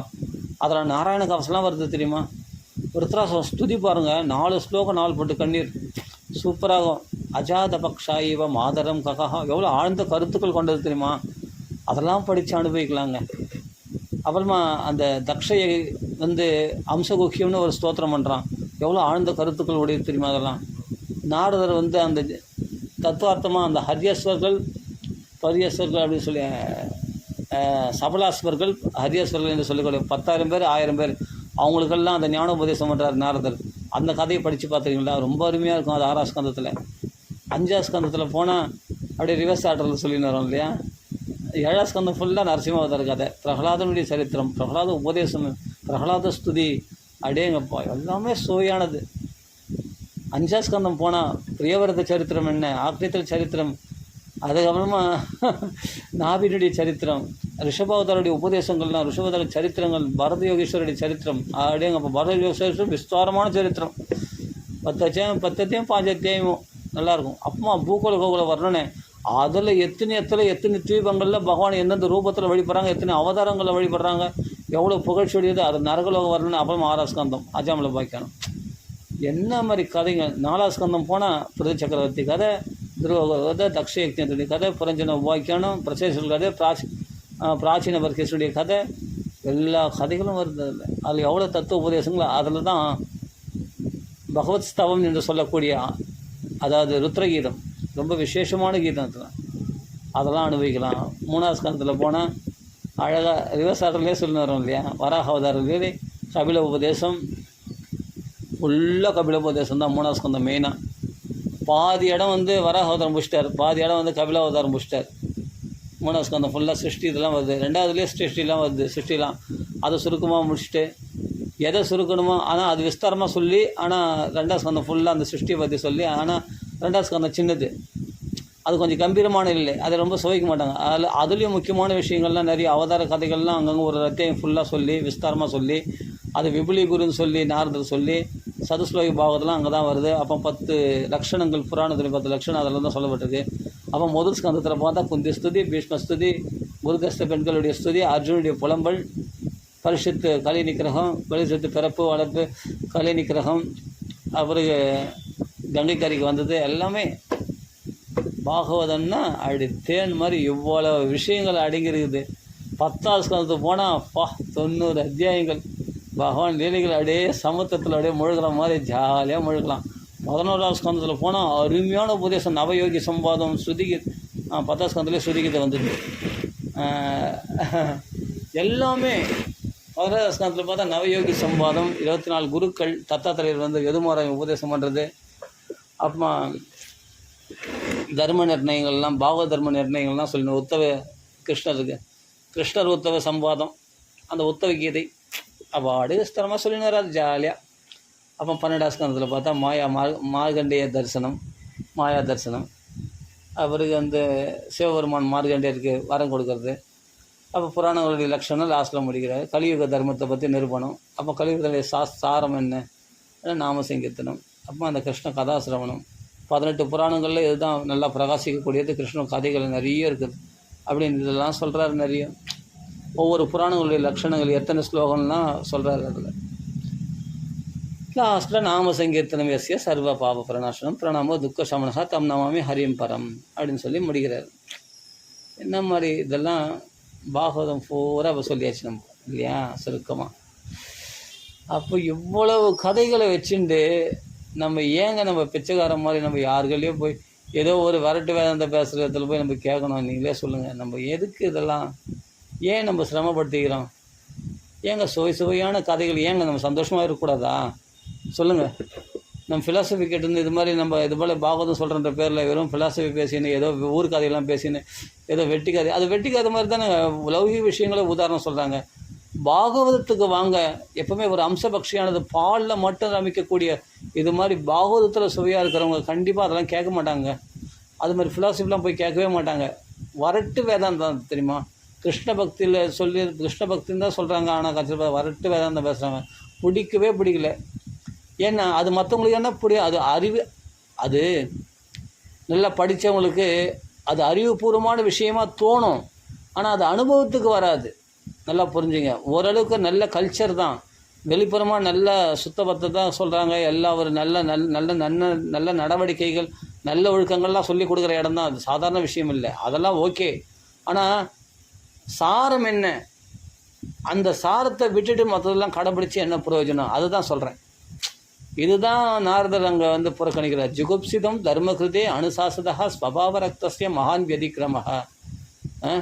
ஸ்வபாவத்திலேயே இந்த பட்டுதல் உள்ள இந்த ஜனங்களுக்கு மேலும் மேலும் இந்த பௌதிக சடங்குகளே இதுதான் வேணான்னு சொல்கிறேன். எதா தர்மாதயச்சார்த்தாக ஹரியனுடைய குணங்களை பற்றி வர வெறும் தர்மங்களை பற்றி நிறைய சொல்கிறீங்களே. இந்த தர்மங்கள்லாம் கடைபிடிக்கிற நோக்கம் என்ன? பகவத் குணானு வரணும். ஹரேர் குணானு சமாதினா அனுஸ்மர தத் விசேஷ்டிதம். பகவானுடைய சேஷ்டைகள் பகவான் லீலைகளை பற்றி வர்ணீங்க. அதுதான் நோக்கமே. அதை விட்டுட்டு இந்த ஆச்சார அனுஷ்டானங்களை பற்றி கடைபிடிச்சிருந்து எல்லாம் நல்லது தான், நல்ல ஒழுக்கங்கள் தான் சொல்லுவேன். வெங்காயம் கூட சாப்பிடாம இருக்குது நல்லது தான், எல்லாம் ஓகே. ஆனால் கடைசியில் கிருஷ்ண குண அனுபவம் இல்லையே. அதுதான் என் நோக்கமே. இதெல்லாம் நீ கடைப்பிடி நீ வெங்காயம் போடு சாப்பிடு, எல்லாத்தையும் சாப்பிடுப்பா. ஆனால் மாம்சம் நாய் மாம்சத்தை என்ன கூட சொல்லி மனசும் மாக்கு காயத்தில் முக்கரணங்களால் கிருஷ்ண பக்தி கிருஷ்ண லீலைகளை நீ வந்துட்டேன்னு சொன்னால் இப்போ தான் சரியான இடத்துக்கு நீ வந்திருக்க. அப்படி பகவானை காட்டி கொடுக்காதவங்க அவர்கள் எவ்வளோ பெரிய குருமார்களாக இருந்தாலும் அதை எடுத்துக்கொள்ளக்கூடாது. பகவானை பற்றி சொல்லாமல் பகவான் குணங்களை பற்றி எடுத்து பேசாமல் இருந்தால் அது தேவலோகமே ஆனாலும் சேவிக்க வேண்டாம் அப்படின்னு பாகவத்தில் சொல்லியிருக்கு. ஒரே நிமிஷம் அந்த பாகவத்தில் அந்த ஸ்லோகத்தை எடுத்து காமிச்சிடுறேன்.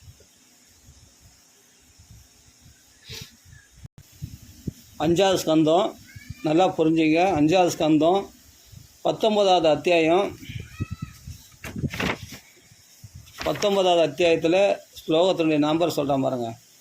24வது ஸ்லோகத்தை சொல்லியிருக்கு. ந எத்திர வைகுண்ட கதாசுதாபகா ந சாதவோ பாகவதஸ்ததார்ஷயா ந எத்திர யக்ஞேச மகாமகோத்சவாக சுரேசலோகோ அபிநவைச சேவியதாம். எந்த இடத்துல வைகுண்ட கதாசுதாபகாக பகவானுடைய வைகுண்டனுடைய கதைகளை பற்றி பேசலையோ அது என்ன பண்ணுற? சுரேசலோகோ அபி நவைச சேவியதாம். சுரேசன்னா இந்திரலோகமே, சுரேசன்னா அந்த அந்த சுரேசன்னா சுரர்களாகிய தேவர்களுக்கு ஈஸ்வரனாக பிரம்மலோகமே ஆனாலும் போய் சேவிக்க வேண்டாம். கிருஷ்ண கதையாக இல்லைன்னு சொன்னால் அது பிரம்மலோகமே போய் சேவிக்க வேண்டாம்னு சொன்னால் பௌதிகத்தில் இருக்கிற ஒரு கோயிலெலாம் போய் அப்போது அது மாதிரி இடத்துல போய் சேவிக்க வேண்டாம். கிருஷ்ண கதை இல்லாத இடத்துக்கு எதுக்கு போகிறீங்க? பகவானுடைய கதை நல்லா மகோத்சவமாக கிருஷ்ணனுடைய கோலாகலம் பற்றி அதை நடத்துகிறாங்க, ஓகே. ஆனால் கிருஷ்ண கதை இல்லைன்னு சொன்னால் அந்த இடத்துல போய் சேவிக்க வேண்டாம். கிருஷ்ணனுடைய குணங்களை பற்றி எடுத்து பேசணும். அதுதான் சொல்கிறேன்.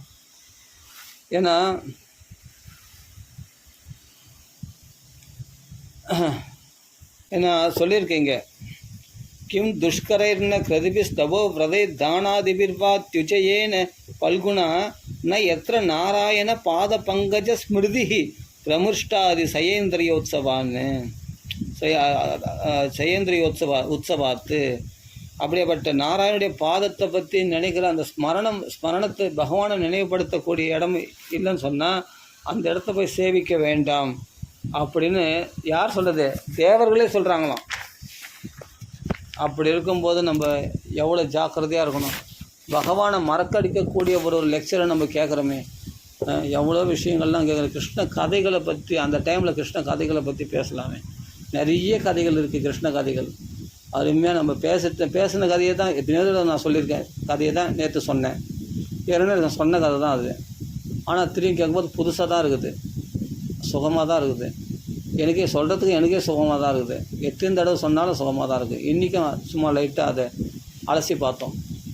அது மாதிரி ஒவ்வொரு கதைகளும் மகான்களால் அனுபவிக்கப்பட்ட கதைகள் இதெல்லாம். அந்த கதைகளில் நம்ம மனசு உழலணும்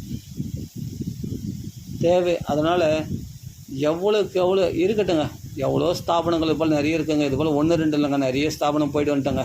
எங்கெங்கே போயோ எங்கெந்த கோயிலோ போய் ஏமாந்து கடைசியில் தான் அப்பா எங்கேயுமே அந்த இடத்துல போய் என்னென்னா இது போல் ஃபிலாசபி பேசினா நீங்களும் அருவ பிரம்மத்தை பற்றி தானே பேசுகிறீங்க. ஒரு விதத்தில் பார்த்தா அருவ பிரம்மன்ட்டு நான் ஃபிலாசபி பற்றி தான் பேசுவாங்க. நிறைய பகவானை ஏற்றுக்கொள்ள மாட்டாங்க. பகவான் பேர் இதில் அதே மாதிரி தான் பகவான் பேரை கொஞ்சம் சொல்லிவிட்டு அடுத்த நிமிஷம் பார்த்தா ஃபுல்லாக ஃபிலாசபியில் இறங்குறீங்க. அப்புறம் பௌதிகமான விஷயங்களை பற்றி பேசுகிறீங்க. அப்போ பகவத் குணங்களை பற்றி எடுத்து சொல்லவே மாட்டேங்கிறீங்க. அப்போ எதுக்கு தான் பாகவதம், எதுக்கு தான் வியாசர் எழுதுனது, எதுக்கு தான் சுகாச்சாரியர் எழுதுனது? சும்மா இது போல் 2 மணி நேரம் 1 மணி நேரம் கதை அதுதான் அந்த கிளாஸ் எடுத்துகிட்டு அடுத்த எல்லோரும் போய் சாப்பிட சொல்லுறதுக்கா? அவ்வளோதானே? அப்போ கிருஷ்ண குணானுபவத்தோடவே, அதாவது ஸ்வஸ்வம் ஆசிரமம் கிருஷ்ண குஹ்ய நாமபிகி.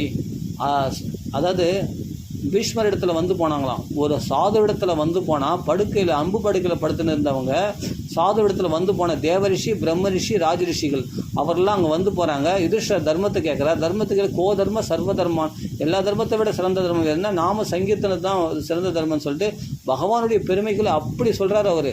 அப்போ பகவானுடைய பீஷ்ம ஸ்துதி கேட்டாங்க. அந்த ஸ்துதிகள்லாம் கேட்டு கிருஷ்ண பக்தி உண்டாகி அந்த தேவரிஷி பிரம்மரிஷி அவர் நிஷ்கல பிரம்மத்தில் கலந்துட்ட உடனே அவர் பீஷ்மர் சமாதி நிலை அடைஞ்சிட்ட உடனே பாகவத்தில் சொல்கிறதான் நான் சொல்ல முடியும்.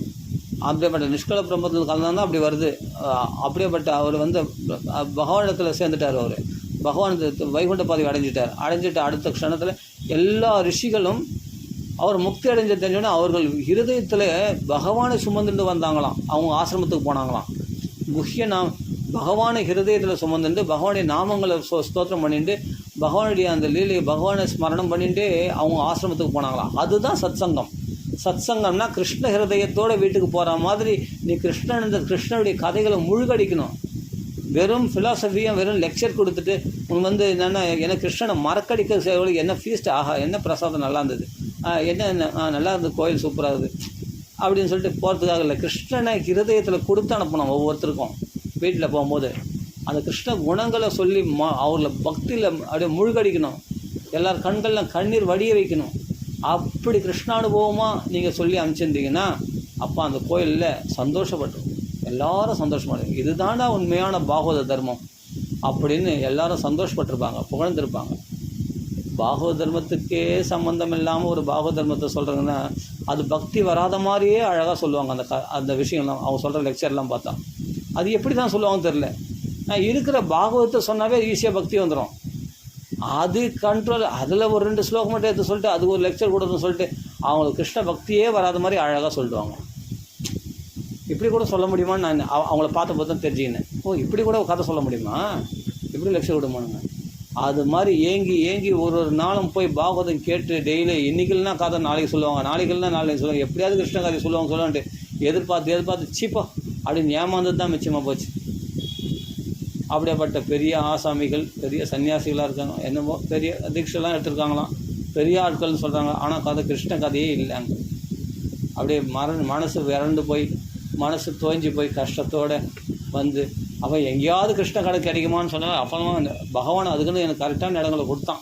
அங்கே போனால் கிருஷ்ண கதைகள் அப்படியே மிதந்து அருமையான கிருஷ்ண லீலைகள்லாம் அனுபவித்து பாகவதம் முழுசாக அப்படியே சப்தாகமாக அனுபவித்து அப்போ பாகவதத்தில் நம்மளும் படிக்க ஆரம்பித்து இப்போ அனுபவிக்கிற சுகத்தை இந்த சௌக்கியத்தை அனுபவிக்கும்போது தான் அந்த சோதனைகள் என்னை விட்டு போச்சு. வெறும் ஃபிலாசபி அப்போ கேட்டுருக்கும்போது அப்போ அந்த கோயிலுக்கு போகும்போது இந்த கதைகள்லாம் கேட்காத வரும், கோயிலுக்கு மட்டும் போயிட்டு வரும்போது அப்போனா நான் சோதனைகள் பயங்கர சோதனை, கஷ்டம் மேலே கஷ்டம். ஆமாம், சண்டை மேலே சண்டை. ஏன்னா சரியான பக்திக்கு இன்னும் நீ வரல. சரியான பக்திக்கு வந்தால் பகவானுடைய முழு பாதுகாப்பு கிடைக்கும். நீ சரியான பக்திக்கு வராத வரைக்கும் அடி தான் கிடைக்கும். ஏன்னா நம்ம மனசு பகவானத்தில் முழுசாக ஈடுபடணும் தான் பகவானுடைய நோக்கமே. ஆமாம், வெறும் சாதனைகளில் மட்டும்தான் நம்ம கிருஷ்ண பக்தி இருக்குது. ஆனால் மனசில் பார்த்தா கிருஷ்ண பக்தி இல்லை. மனசில் பார்த்தா பரம லௌகீகம் தான் இருக்குது, உலகாசைகள் தான் இருக்குது. அப்போ இருந்தபோது நம்ம பண்ணுற அப்போ நம்ம பண்ணுற பக்தியில் எங்கேயோ ஒரு ஓட்டை இருக்குது, ஏதோ குறை இருக்குது. அப்போ நம்ம பண்ணுற சாதன அனுஷ்டானத்தில் தூய பக்தி இல்லை அப்படின்னு நல்லா தெரிஞ்சுக்கணும். அந்த தூய பக்தி சம்பாதிக்கிறதுக்கு என்ன வழி அப்படின்னா பாகவதத்தை படி. நீயே படி பாகவதத்தை, உன் கண்ணால் நீ பார்த்து உன் வாக்கால் படி. அதில் என்ன சொல்லிடுவ அதை மட்டும் ஃபாலோ பண்ண போதும். சில பேர் நிறைய பேர் திணிக்கிறாங்க இல்லையா, தங்களுடைய கொள்கைகளை அங்கே ஸ்தாபிக்கிறதுக்காக அப்படி திணிச்சு அழகாக கமெண்ட்ரி கொடுக்குறாங்க இல்லையா, அதெல்லாம் வேணாம். நம்ம அழகாக இருக்கிறது இந்த பாகவதத்தில் என்ன சொல்லிது அதை மட்டும் அப்படியே ஃபாலோ பண்ணால் போதுமானது. நம்ம சுகமான வாழ்க்கைக்கான வழி இருக்குது பாகவதத்தில். மேடம் நான் இப்படி சொல்கிறேன்னு நினைக்காதீங்க, போய் ஏமாந்துட்டுங்க. நிறைய இடத்துல எத்தனையோ ஸ்தாபனங்களில் போய் ஏமாந்து கடைசியில் பாகவதத்தில் என்ன சொல்லியிருக்கோ சாஸ்திரங்களில் அதை மட்டும்தான் எடுத்துக்கணும்னு ஒரிஜினல் பிராமணர்கள், உண்மையான பிராமணர்கள் எங்களை சொன்னாங்க. பாகவத்து 1000 இருக்குப்பா, இது கலியுகம், அப்படி தான் இருக்கும். அங்கெல்லாம் நிறைய ஜனங்கள்லாம் போகிறாங்கன்னு சொல்லிட்டு போய் ஏமாந்து போயிடாத.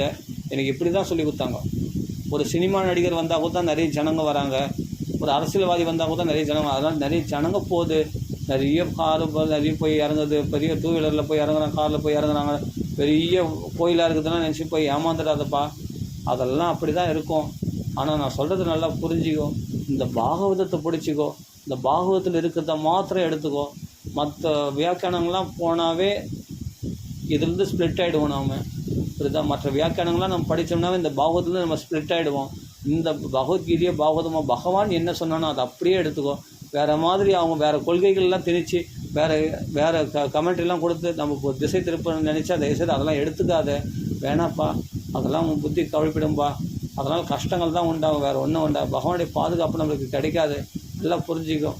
அதே அங்கே தான் இப்போ கிருஷ்ண கோயிலாச்சு அப்படின்னா, கிருஷ்ண கோயிலே இருந்தாலும் அங்கே ஓரளவுக்கு சந்தோஷமாக இருக்கும், அவ்வளோதான். ஏன்னா கொஞ்சமாவது கொஞ்சம் நெஞ்சு கிருஷ்ண பக்தி பண்ணால் கூட அதுக்கு பலன் இருக்குது, அதனால் அந்த பலன் கிடைக்கும். ஆனால் முழுமையாக நீ அனுபவிக்கணும்னா நீ நேராக பாகவதத்தை டைரெக்டாக படி, பகவத்கீதை டைரெக்டாக படி. அதுதான் உனக்கு க்ஷேமத்தை கொடுக்கும். அது மாதிரி டைரெக்டாக சொல்கிறாங்க, ஏதோ சொல்கிறாங்களே, நிறைய பேர் சொல்கிறாங்களே டைரெக்டாக பகவத்கீதையில் இருக்கிறது மட்டும் சொல்கிறாங்களே, பாகவத்தில் இருக்கிற உதாரணம் மட்டும் சொல்கிறாங்களே. அவர்கள் அத்வைதியா இதெல்லாம் இந்த பேதத்தை பார்த்துன்னு உட்காந்துருந்தா நிச்சயமாக நீ பாகவதத்தில் இருக்கிறத நீ அப்படியே அனுபவிக்க முடியாது. அப்படி இருக்கும்போது இந்த பாதுகாப்பில் பூர்ணமாக வந்தபோது பாகவத்தில் சொல்லக்கூடிய விஷயம் பார்த்தா மனசு தான் முக்கியமே தவிர மற்றதெல்லாம் வெளிப்புறமான சடங்குகள்லாம் 17 புராணங்களை சொல்லிட்டார். வெளிப்புறமான சடங்குகள் நிறைய இருக்குது. சிவமகாபுரத்தில் போய் பாருங்களா, ஒரு பூஜை முறைகளை மட்டும் எத்தனை விதமாக சொல்லியிருக்கா தெரியுமா? ஒன்றும் இல்லை, நாரதர் சொல்கிறாரு 39 அபராதங்கள் நீங்கள் என்னென்னா நாராயண கவசத்தில் 39 அபராதங்கள் ஒரு கோயிலில் நம்ம பண்ணக்கூடாது. அந்த 39 அபராதங்கள் தான் நம்ம படிச்சுன்னு உட்காந்துட முடியுமா? சொல்லுங்க பார்க்கலாம். எவ்வளோ தவறுகள், எவ்வளோ இது பண்ணுறது, வெங்காயம் பொண்ணெலாம் விட்டுட்டு நம்ம அது நிறைய அந்த அதெல்லாம் இப்படிலாம் கடைப்பிடிச்சா தான் தீட்சத்தை தான் அவங்களுக்கு மோட்சம் கிடைக்கும், இல்லாட்டி கிடைக்காது அப்படிலாம் சொல்லி பயமுறுத்துறாங்க. யார் சொன்னது? இதெல்லாம் யார் சொன்னது? அது இந்த வழி ஃபாலோ பண்ணால் தான் நீங்கள் மோட்சம் கிடைக்க முடியும். மற்ற வழியில் மற்ற வைஷ்ணவ வழியெலாம் போனால் பகவான் அடைய முடியாதான். இந்த வைஷ்ணவ வழி வந்தால் தான் பகவான் அடைய முடியுமா? எப்படிலாம் என்னென்ன பேசி குழப்பி வச்சுருக்காங்க தெரியுமா? இந்த வழியில் போனால் இவங்களாம் பகவான் நாம சொன்னால் பகவான் அடைய முடியாதான். பாகவதம் அப்படி இந்த ஒரு வகுப்பினர்களுக்கு மட்டும்தான், இந்த வைஷ்ணவர்களுக்கு மட்டும்தான் பாகவதம், இந்த வைஷ்ணவர்களுக்கு மட்டும்தான், மற்றவங்களாம் கிடையாது அப்படின்னு பகவான் சொல்லவே சொல்லலை தெரியுமா? பாகவதத்தில் இவங்க சொல்லாததெல்லாம் எங்களுக்கு மட்டும்தான் கிருஷ்ணன், மற்றவங்களெல்லாம் கிருஷ்ணன் இல்லைன்ற மாதிரி இவங்க சொல்கிறாங்க. அது எப்படிங்க? பகவான் சமப்பிரியன்னு சொல்லியிருக்காங்களே, என்ன அஸ்தின பிரியா என்ன துவேஷ்யா சமூகம் சர்வபூதேஷு அப்படின்னு பகவான் கீதையில் சொல்லியிருக்கானுங்க. அது எப்படிங்க இவங்க மாற்றி பேசுகிறாங்க? எங்களுக்கு மட்டும்தான் கிருஷ்ணன்றாங்க அவங்க. நாங்கள் தீட்சை எடுத்துக்கிறோம், எங்களுக்கு மட்டும்தான் கிருஷ்ணன், நாங்கள் இதெல்லாம் போட்டு இருக்கோம், நாங்கள் இதெல்லாம் ஃபாலோ பண்ணுறோம், எங்களுக்கு மட்டும்தான் கிருஷ்ணன், மற்றவங்களாம் கிடையவே கிடையாது அப்படின்ற மாதிரி பேசுகிறாங்க.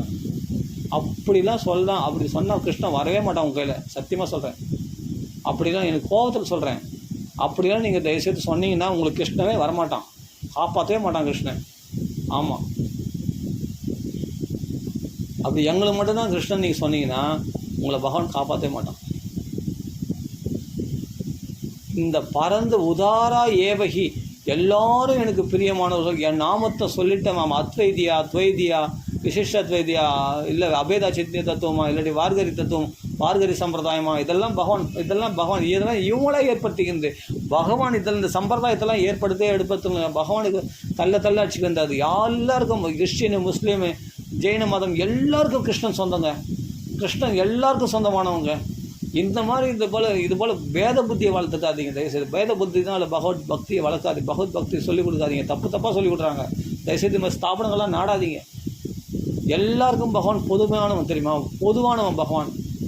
இதில் பாகவதத்தில் என்ன சொல்லியிருக்கு, பகவத்கீதையில் என்ன சொல்லியிருக்கு, அதை மட்டும் எடுத்துக்கோங்க. சண்டாளனுக்கு கூட நான் பிரியமானவன்.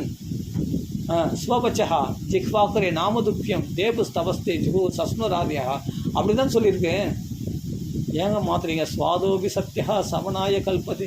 இதெல்லாம் நினச்சா ஏன் இந்த பேத புத்தி? பெரிய பெரிய ஸ்தாபனங்களை கூட இந்த பேத புத்தி. மனசே கஷ்டமாக இருக்குது. ஆண் பெண் எல்லாருக்கும் ஒரு தனித்தனி கிளாஸ். இவங்களுக்கு தான் அதை அட்டன் பண்ணணுமா, மற்றவங்களும் அட்டன் பண்ணக்கூடாதான்.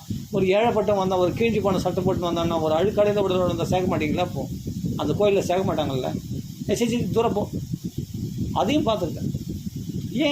ஏன் இருக்கட்டும், ஒரு ரிக்ஷாக்காரன் வரட்டுமே, அவனுக்கு உள்ளே சேரு லிகி கட்டு வர பரவாயில்லையே, பகவான் கையில் தானே வரான், வரட்டும்.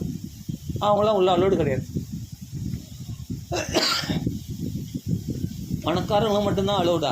காரில் வரவங்களும் மட்டும்தான் அலோடா? சரி அதெல்லாம் விடு, ஓகே விடு. ஆக மொத்தம் பக்தினா எது பக்தி? ஏன் இது மாதிரி இந்த ஒரு ஸ்தாபனம், இது மாதிரி ஒரு காலம், இந்த பரம்பரை குரு சிஷ்ய பரம்பரை வரவங்களுக்கு மட்டும்தான் கிருஷ்ணன், ஏன் மற்றவங்களாம் கிருஷ்ணன் கிடையாதா? எல்லாருக்கும் கிருஷ்ணன் உண்டு. உண்மையான பக்தி உண்டு. இதுக்கு தகுதி என்னன்னா, இதெல்லாம் லெக்சர்னாலேயோ ஒரு கிளாஸ் அட்டன் பண்ணுறதுனாலையோ ஒரு இதுனாலையோ அதெல்லாம் தகுதி கிடையாது. மனசார கிருஷ்ணா அப்படின்னு கண்ணீர் வடிக்கிறான் தெரியுமா?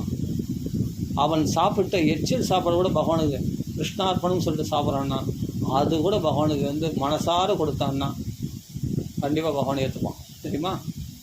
அன்னைக்கு சபரி கொடுத்த எச்சில் பழத்தை சாப்பிட்டானே, ஆண்டாள் சுடி கொடுத்த சுடற்கொடியான ஆண்டாள் போட்ட மாலை பகவான் ஏற்றுக்கினானே. மனசு தாங்க முக்கியம். மனசு நம்ம வீட்டு குழந்தை. யாருக்கு பகவான் சுலபம்னு நினச்சி ஆராதிக்கிறாங்களோ அவங்களுக்கு பகவான் சுலபமாக தாங்க இருக்கிறான்.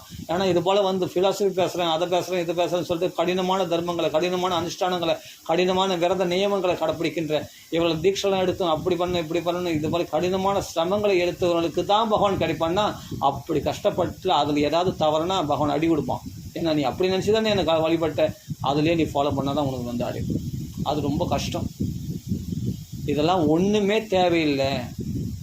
பகவான் மனசார பகவானை நீ கூப்பிட்டனா, கிருஷ்ணான்னு கூப்பிட்டா பகவான் கிடைப்பான் அப்படின்னு சொன்னால், அப்படியேப்பட்டவங்களுக்கு பகவான் சுலபன், மற்றவருக்கு அரியவன், இவர்களுக்கு எளியவன். இதுதாங்க பாகவதம் சொல்லிக் கொடுக்குற முறையே. ஹரிர் அன்யத் விடம்பனம், மற்றதெல்லாம் வெளி வேஷம். எளிமையான அமலையா பக்தியா, மனசை சுத்தமாக வச்சுக்கிடா. மனசு எப்படி சுத்தமாக வச்சுக்க முடியும்? கிருஷ்ணனை நினச்சின்னு இருக்கும்போது தான் மனசு சுத்தமாக தானே இருக்குது. இல்லைன்னா கிருஷ்ணன் நினைவே உனக்கு வராதே. உனக்கு கிருஷ்ணன் நினைவு வருதுன்னா நீ மனசு சுத்தமாக இருக்குதுன்னு அர்த்தம். அதை புரிஞ்சிக்கோ. நம்ம பரிச்சயம் பண்ணிக்கலாமா? உன் மனசு சுத்தமாக இருக்கா இல்லையா? நீ இதோ கிருஷ்ண கதை பேசுகிறல்ல, இப்போ மனசு சுத்தமாக தான் இருக்குது. எதை கண்டிக்கிற? கிருஷ்ண விஷயத்துக்கு புறம்பாக நீ தத்துவம் பேசினிருக்கியே, அதை தான் நான் கண்டிக்கிறேன். கிருஷ்ண விஷயத்தை மற்றதெல்லாம் நீ சரி, அதெல்லாம் நான் தப்புன்னு சொல்ல வரலையே, அதெல்லாம் கரெக்டு. ஆமாம், நாம சிங்கத்தில் பண்ணுறது கரெக்டு, குதிக்கிறது கரெக்டு, பகவான் ஆராதனை பண்ணுறது, பகவான் அழகாக அலங்காரம் எல்லாம் ஓகே. ஆனால் பகவத் குணங்கள் சொல்லாமல் ஃபிலாசபின்ற பேரால் வேறு ஏதாவது லெக்சர் கொடுத்து வெளி பௌதிக விஷயத்தில் பேசுகிறீங்களே, அதுதானே மனசு கஷ்டமாக இருக்குது. அதை ஒன்றை தான் நான் கண்டிக்கிறேனே தவிர மற்ற விஷயத்தில் ஆனந்தமாக பகவத் குணங்களை பற்றி சொல்லுங்கள், ஆனந்தமாக கூத்தாடுங்க. நல்லா இருக்குது, எல்லாமே சூப்பராக இருக்குது, ரொம்ப என்கரேஜ் பண்ணுறேன். இது ரொம்ப நல்லா இருக்குது. அந்த சமயத்தில் அழகாக கிருஷ்ண கதைகளை எடுத்து விட்டுருங்க. பாகவதத்தில் லட்டு முடிஞ்சால் ஒரே நாளில் எல்லா பாகவத்தையும் சொல்ல முடிஞ்சால் சொல்லுங்கள். அப்படி கதைகள் அள்ளி வீசுங்க. எங்கே பாகவத்துலேருந்து குறைஞ்சிட்டு போடுமா, அது ரகசியமாக வந்து குறைஞ்சிட்டு போதும் அப்படி இழுத்துட்டு பிடிக்காதீங்க. அப்படி தாராள மனசோடு வழங்குங்க. எல்லாருக்கும் கிருஷ்ண பக்தியில் மிதக்க வைங்க எல்லோரும். அப்போ பாருங்கள், எல்லார் கண்கள்லையும் கண்ணீர் மல்க. அப்படி அந்த குசேல உபாக்கியம் சொல்லும்போது அவர் கண்ணில் கண்ணீர் வரலன்னா நான் மாற்றிக்கிறேன், கிருஷ்ண பக்தியை விட்டுடுறேன். அந்த பாகவத்தில் சொல்கிற மாதிரியே நீங்கள் அழகாக அந்த குசேல உபாக்கியத்தை அழகாக சொன்னீங்கன்னா போதுங்க. வேறு ஒன்றுமே தேவையில்ல. எல்லார் கண்ணில் கண்ணீர் வரும். ஆட்டோமேட்டிக்காக அந்த ஒரு கதையை சொன்னால் போதும். குந்தி ஸ்துதியை படிச்சுட்டு யாருன்னா கண்ணில் கண்ணீர் வரலன்னு சொன்னால் என் பேரே அந்த பாகவதம் படிக்கிறத விட்டுறேன். சொல்ல வேண்டிய விதத்தில் சொல்லணும், இருக்கிறது அப்படியே சொல்லணும், அந்த அனுபவத்தோடு சொல்லணும். அந்த திரௌபதியுடைய நிலைமையை சொல்கிற அசத் சபாயாம், அந்த அசத்துக்களுடைய நிறைஞ்ச சபையில் பகவான் எப்படி காப்பாற்றினான்றது நீங்கள் சொல்லணும். அப்போ கண்ணீர் வருதா இல்லையா பாரு, எல்லார் கண்ணில் கல்லான இருதயம் உருகுதா இல்லையா பாரு. இப்போ தாண்டா நம்ம சரியான இடத்துக்கு வந்துக்கிறோம், உண்மையான பக்திக்கு வந்துடும். ஆஹா இதுதான் பாகவதமா அப்படின்னு அன்றைக்கி உணரும் போது தெரியுங்க உங்களுக்கு. அந்த குந்தி ஸ்துதியில் அப்படி ஒரு கிருஷ்ண பக்தி அனுபவத்தை அப்படி கொடுத்துருக்காங்க. அதை சொன்னால் கூட போதுங்க, அதை கூட சொல்ல மாட்டாங்க இது மாதிரி ஸ்தாபனங்கள். வெறும் லெக்சர் கொடுத்து மக்களை ஏமாத்துறாங்க. மக்களை ஏமாற்றக்கூடாதுங்க, மக்கள் பாவம் நம்பி வராங்க. அந்த ஞாத்திகம் ஒரு நாளாவது அழகாக கிருஷ்ண கதைகளை சொல்லி அனுப்பலாம். அருமையான பீஷ்மஸ்துதியில் எவ்வளோ அனுபவங்கள், அந்த போர்க்கால குருக்ஷேத்திரமாகவே மனசை மாறிடுங்க. அப்படி சொல்கிறாருங்க அந்த கிருஷ்ணனுடைய காப்பாற்றுறதில் அப்படி சொல்கிறார். ரதிரஸ்துமே அனவத்தியா, ரதிரஸ்துமே அனவத்தியா, ரதிரஸ்துமே அனவத்தியா, அனவரதமே எனக்கு கிருஷ்ண பக்தி உண்டாகணும், கிருஷ்ண பக்தி உண்டாகணும், கிருஷ்ண பக்தி உண்டாகணும்னு கேட்குறாருங்க. சாகர நிலையில் கூட மக்களுக்கு எப்படி ஸ்தோத்திரம் பண்ணணும், பகவானிடத்தில் எதை பிரார்த்தனை பண்ணணும்னு சொல்கிறாரு பாருங்கள் பீஷ்மஸ்துதியில். அதை சொல்லி கொடுக்குறாரு பாருங்கள். இந்த ஸ்துதியை நீங்கள் கற்றுக்குங்க. இந்த ஸ்துதி இந்த 11 ஸ்லோகத்தை மனப்பாடம் பண்ணுறதுக்கு என்னங்க வந்துடும்.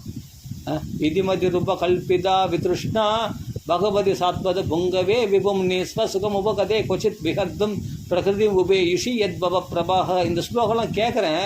ஒரு பொண்ணு சொல்கிறது இது மனப்பாடமாவா அப்படின்னு கேட்குது. மனப்பாடமாக தான் இதை கற்றுக்கணும். அப்படியா? இத்தனைக்கும் பார்த்தா அந்த கிளாஸ்லாம் அட்டன் பண்ணுறாங்க, நல்லா பகவத்கீதை கிளாஸ் அட்டன் பண்ணுறேன், இது மனப்பாடமாவா அப்படின்னு கேட்கும்போது எப்படி ஆச்சரியமாக இருக்குது தெரியுமா. மனப்பாடமாக தான் கற்றுக்கணும் பாகவதத்தை. ஏன்னா மனப்பாடம் பண்ணுறது பெரிய தப்புன்ற மாதிரி எனக்கு தோணுது. மனப்பாடமானு கேட்கும்போது நான் மனப்பாடம் பண்ணது தப்பா அப்படின்னு தோணுது. மனப்பாடமாக தான்மா பாகவதம், மனப்பாடமாக தான் கற்றுக்கணும். ஆமாம், குந்திஸ்துலாம் மனப்பாடமாக ஆகணும், பீஷ்மஸ்துலாம் மனப்பாடமாக ஆகணும். எல்லாமே கற்றுக்க வேண்டிய விஷயம் இதெல்லாம். அப்படியே ஸ்லோகத்தை படித்து அந்த ஸ்லோகத்தை கற்றுக்கணும்னா தயவுசெய்து வேறு எங்கேயோ போய் காது கொடுத்துருக்காது. அதுக்கு வேறு எதோ விளக்கம் கொடுத்துட்டு அந்த பகவத் விஷயத்தை விட்டு டைவர்ட் ஆகிடுவாங்களே, அது மாதிரி போகாதீங்க. அழகாக பாகவதத்தில் உள்ள ஸ்லோகத்தையே அப்படியே படித்து அதே அனுபவிக்கும் போதும். பகவானே புரிய வைப்பான். நம்மளுக்கு தப்போ தவறும் அபத்தவத்தியபி தப்பாக இருந்தால் கூட பரவாயில்ல, அந்த ஸ்லோகத்துக்கு நீங்களே விளக்கம் சொல்லுங்கள், மற்றவங்களுக்கு எடுத்து சொல்லுங்கள். அந்த விளக்கத்தை உங்களுக்கு புரிஞ்சுட்டு சொல்லுங்கள், நீங்கள் கேட்டது சொல்லுங்கள்.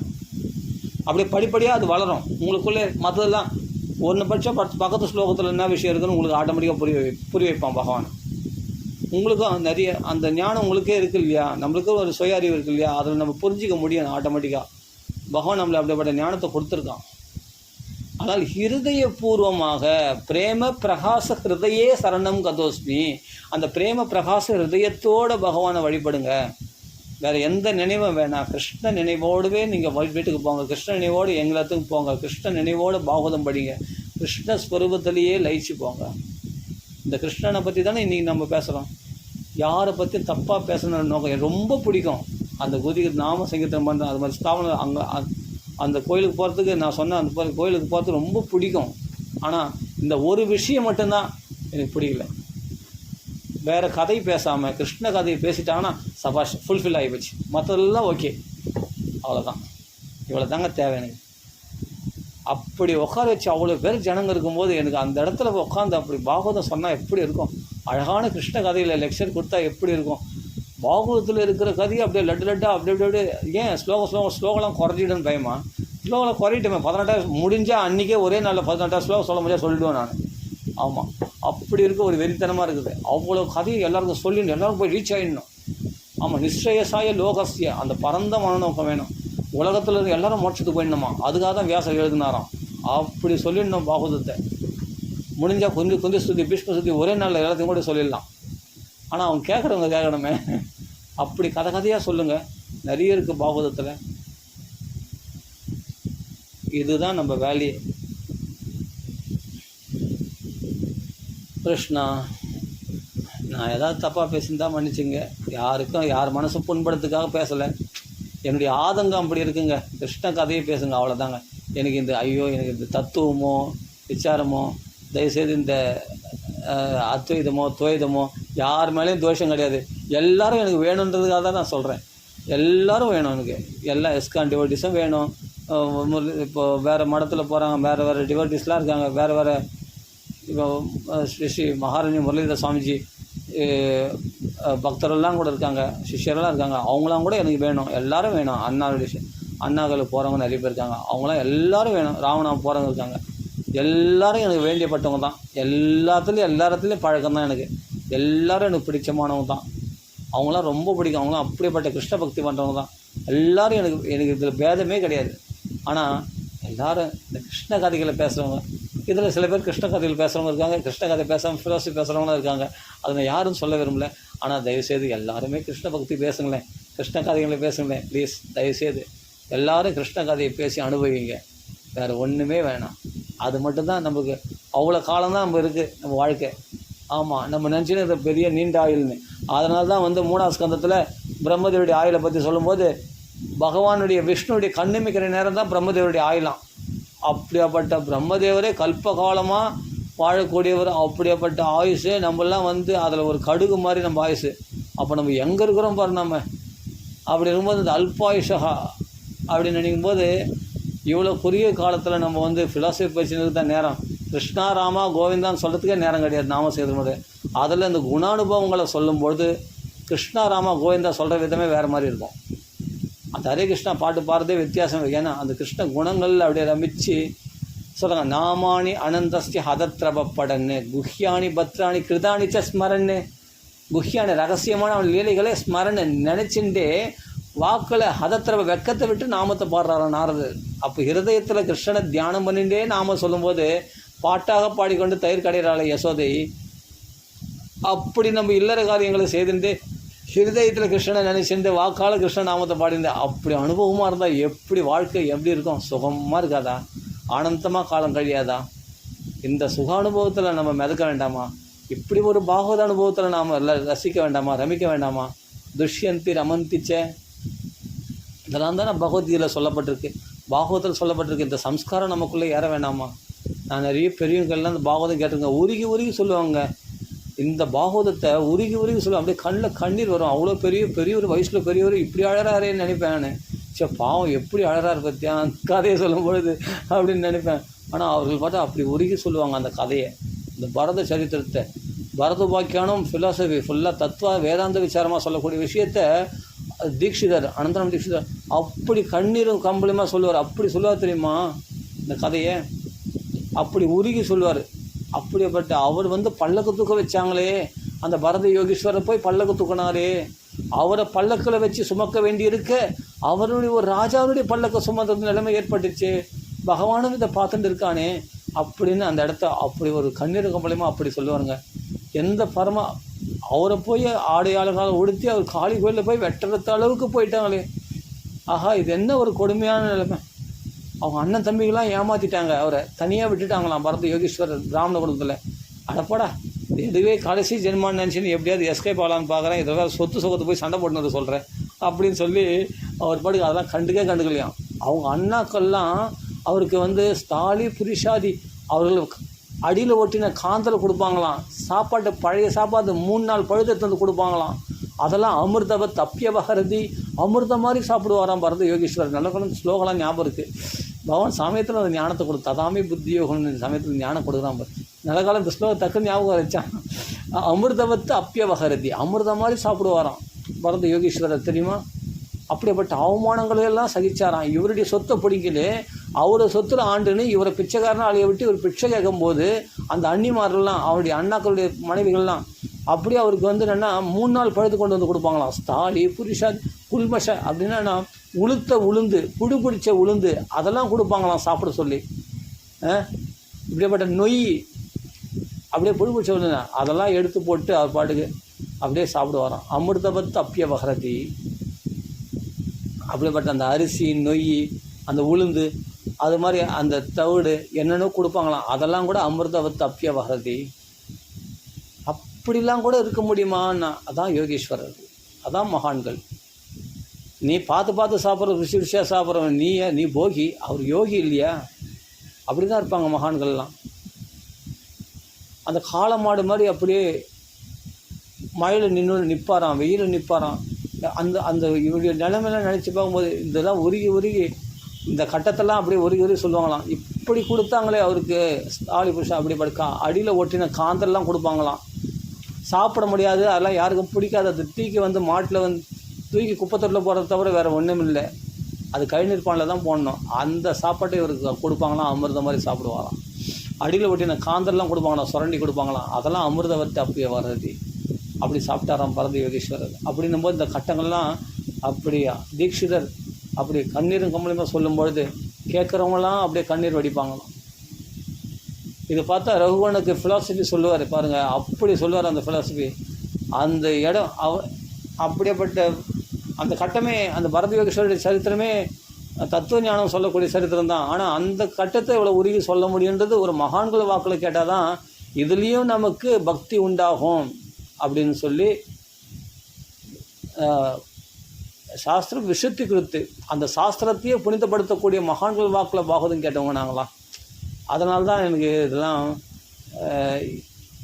அப்படிப்பட்ட மகான்கள் வாக்கில் பாகவதம் கேட்டு உருகி பகவானுடைய அந்த அழகாக அந்த ரசித்து கதையாக கேட்ட அந்த பாகவதத்தை போய் இவர்களுக்கு என்னமோ ஃபிலாசபின்னு சொல்லிட்டு அந்த 2 ஸ்லோகத்தை வச்சு விரட்டு வேதாந்தம் பேசும்போது மனசு கஷ்டமாக இருக்காதா? நீங்களே சொல்லுங்கள்.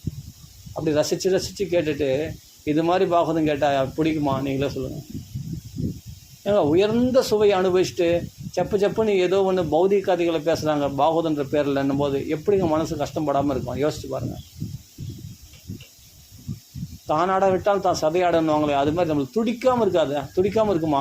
சொல்லுங்க பார்க்கலாம். இப்படியாப்பட்ட பாகவதத்தை எப்படி கொடுக்க வேண்டியிருக்க இந்த வேறு விதமாக கொடுக்குறாங்கன்னும் போது கஷ்டமாக இருக்குது. அதனால தான் அது மாதிரி மகான்கள் வாக்கில் போய் பாகவதம் கேட்கணும். ரசித்து சொல்லுவாங்க கிருஷ்ண கதையை, ராமருடைய கதையை ரசித்து சொல்லுவாங்க. மகான்களுடைய கதையை பிரகலாத் சரித்திரத்தை, பரதயோகீஸ்வரர் சரித்திரத்தை ரசித்து சொல்லுவாங்க. சுவைச்சு சொல்லுவாங்க. அந்த ஸ்லோகமாக அனுபவித்து சொல்லுவாங்க. அது மாதிரி பக்தர்கள் வாக்கில் கேளுங்க, ஆனந்தமாக கண்ணில் கண்ணீர் வரும், சுலபமாக மனசு உருகிடும், சீக்கிரமாக மனசு பரிசுத்தமாக பவித்திரமிக தர்மம் அப்படின்னு அந்த தர்மத்தில் வந்து நம்ம தர்ம ஏவாத்மா ருச்சிகி பிரஜாயதே, அந்த பாகவ தர்மத்தில் நம்ம ருச்சி உண்டாயிடும். தத்ர அன்பகம் கிருஷ்ண கதா பிரகாயதாம் அனுக்கிரகேன அஸ்ருணவம் மனோகரா, மனசை அபகரிக்கக்கூடிய அந்த கிருஷ்ண கதைகளை கேட்குங்க. உங்களுக்கு பூர்ண பாதுகாப்பு, யோகக்ஷேமம் பகாம்யகம், உங்களுக்கு எந்த ஆபத்துகளும் வராது, எந்த கஷ்டங்களும் வராது. பகவான் பூர்ணமாக பாதுகாப்பான். எனக்கு அனுகிரகம் பண்ண மாதிரி, என்ன மாதிரி எத்தனை பக்தர்களுக்கு அனுகிரகம் பண்ண மாதிரி சுகவாசி பகவான். அப்படி பகவான் எவ்வளோ பக்தர்களை சுகவாசியாக வச்சுட்டு இருக்கான். அது மாதிரி சுகவாசியாக நிச்சயமாக வைப்பான், உங்களையும் வைப்பான். நிச்சயமாக அந்த பகவத் குணானுபவங்களை அனுபவிங்க, கிருஷ்ண கதையில் மிதக்குங்க. வேணாங்க வெறும் ஃபிலாசபி வேண்டாங்க, ஃபிலாசபியால் முடியாதுங்க. மோகஜானகா விச்சேதசனா, பகவானை விட்டு மனசை திருப்பின அந்த வெறும் வியர்த்தமான ஞானம் வேண்டாங்க. அது ராட்சசாசுர இயல்பை தான் உண்டாக்குமே தவிர அதனால் ஒரு பிரயோஜனமும் இல்லை. கிருஷ்ண பக்திக்கு வாங்க, டைரெக்டாக பக்திக்கு வாங்க, டைரெக்டாக கிருஷ்ண லீலைகளை சுவையுங்க. இதுதான் உங்களை காப்பாற்றும், உங்களை கை கொடுக்கும். பகவான் அகம் சமுத்திரத்தான் மிருத்யு சம்சார சாப்பிட்றார். மரண வழியில் மரணத்தில் முடியக்கூடிய இந்த வாழ்க்கையிலிருந்து உன்னை நான் கரையேற்றி விடுகிறேன். இந்த சம்சார சாகரத்திலிருந்து உன்னை கை தூக்கி விடுகிறேன், மரணத்திலிருந்து உன்னை விடுவிக்கின்றேன் அப்படின்னு பகவான் சொல்கிறாங்க. அவனே வந்து நம்மளை விடுவிக்கிறான்னு சொல்லும்பொழுது நம்மளுக்கு எப்படிப்பட்ட பாதுகாப்பில் இருக்கணும்னு யோசிச்சு பாருங்க. அதனால் யார் பின்னாடியும் ஓடாதீங்க, எங்கேயும் அலையாதீங்க. உங்கள் வீட்டில் உட்காந்து அருமையாக இது மாதிரி பாகவதம் கேளுங்க. பாகவதத்தை நீங்களே படிங்க, உங்களுக்கே புரியும். அதில் இருக்கிறத அப்படியே ஃபாலோ பண்ணுங்கள், போதுமானது. புரியுதுங்களா? வெளிப்புறமான சடங்கு சம்பிரதாயத்தெல்லாம் விட்டுட்டு மனசார கிருஷ்ணனை தியானம் பண்ணுங்கள். சத்தியம் பரம் தீமகி, இதான் நோக்கமே. புரியுதுங்களா? காயத்ரியில் எந்த பரம்பொருளை பற்றி சொல்லியிருக்கோ அந்த பரம்பொருளை பற்றி கிருஷ்ணன் தான் இங்கே சொல்லியிருக்கு. அந்த கிருஷ்ணனை தியானம் பண்ணுறதுக்கு தான் இந்த பாகவதம் வந்திருக்கு. அதுக்கு தான் தீமகி தியானமே. தியானம்தான் முக்கியம். ஆமாம், தியானம்தான் நோக்கமே. அந்த ஹிருதயத்தில் கிருஷ்ணன் நிறுத்தப்படணும். சத்திய ஹிருத்திய அவருத்தியதே, அதுதான் இந்த ஸ்ரீமத் பாகவதத்தை வந்தது நோக்கமே சொல்கிறாங்க. ஸ்ரீமத் பாகவதே மகாமுனிகிருதே கிம்பா பரீஸ்வரா சத்தியோ ஹிருத்திய அவருத்தியதே. உடனே ஹிருதயத்தில் நிலைநிறுத்தப்படும். இதை தவிர வேறு எதனால் நிலைநிறுத்தப்பட முடியும்? அப்படின்னு நோக்கம் என்ன? ஹிருதயத்தில் பகவான் நிலைநிறுத்தப்படணும். அந்த ஹிருதயத்தில் கிருஷ்ணன் வராமல் வெளிப்புறமாக நீங்கள் கிருஷ்ண பக்தி செய்தாலும் என்ன பிரயோஜனம் சொல்லும் பார்க்கலாம். 3 நாளாக குளிக்கல, 4 நாளாக குளிக்கல, பரவாயில்ல, அது முக்கியமே இல்லை. ஆனால் இருதயத்தில் டெய்லி பாகவதத்தில் குளிக்கிறல்ல, பாகவத்தில் முழுக்க ஸ்நானம் பண்ணுறல்ல, ஸ்வர்துன்யாபோ அனுசேவையா, அப்படியேப்பட்ட கங்கையில் அடிக்கடி மூழ்கினா தான் நமக்கு கிருஷ்ண பக்தி உண்டாகும். ஆனால் சத்யா புனந்தி உபஸ்பிருஷ்டாக, மகான்களை தரிசனம் மாத்திரத்திலே நமக்கு கிருஷ்ண பக்தி உண்டாகுமாமே. யாருன்னா இருதயத்தில் என்ன சுத்திகாமோ சுனியாத் யச கலிமலாபகம், கலிமலத்திலாம் போக்கக்கூடிய அந்த சுத்திகாமம், அந்த சுத்தமாக கிருஷ்ண பக்தியில் தெளித்து புண்ணிய ஸ்லோகேட்டிய கர்மனாக, அந்த புண்ணிய ஸ்லோகங்களால் புகழத்தக்க அந்த பகவான் லீலைகளை ஸ்மரணம் பண்ணி யார் மனசு சுத்தமாக இருக்குதோ அந்த மகான்களை பற்றி பேசுறதுனாலே, அந்த மகான்கள் ஸ்மரணத்தால், அந்த மகான்கள் நினைச்ச மாத்திரத்தில் நம்ம பவித்திரமாயிடுவோமாமே, நம்மளுக்குள்ளே கிருஷ்ண பக்தி உண்டாயிடுமாமே. அப்படியேப்பட்ட தர்சன ஸ்பர்சன சம்லாபகா சயனா, அப்படியேப்பட்ட மகான்களுடைய தரிசனம் ஸ்பர்சனம் தொடுதல், பாத பூஜை பாத பிரக்ஷாலனம் பண்ணுறது, அவர்கள் பாத பூஜை பண்ணுறது, அப்படின்னு இது பாதத்தில் விழுந்து வணங்குறது, இதெல்லாம் அவ்வளோ பவித்திரமாக்கிறாதா, நம்மளுக்கு கிருஷ்ண பக்தி உண்டாக்கிறாதா? யோசித்து பாருங்கள். அதனால் பக்தி தான் முக்கியமே தவிர மற்றவைகள் சாதனைகளுக்காக நீங்கள் கடினமாக சிரமப்படாதீங்க. சுதந்திரமாக ரிலீஃபாக ரிலாக்ஸாக பக்தி நிறைய பண்ணுங்கள்.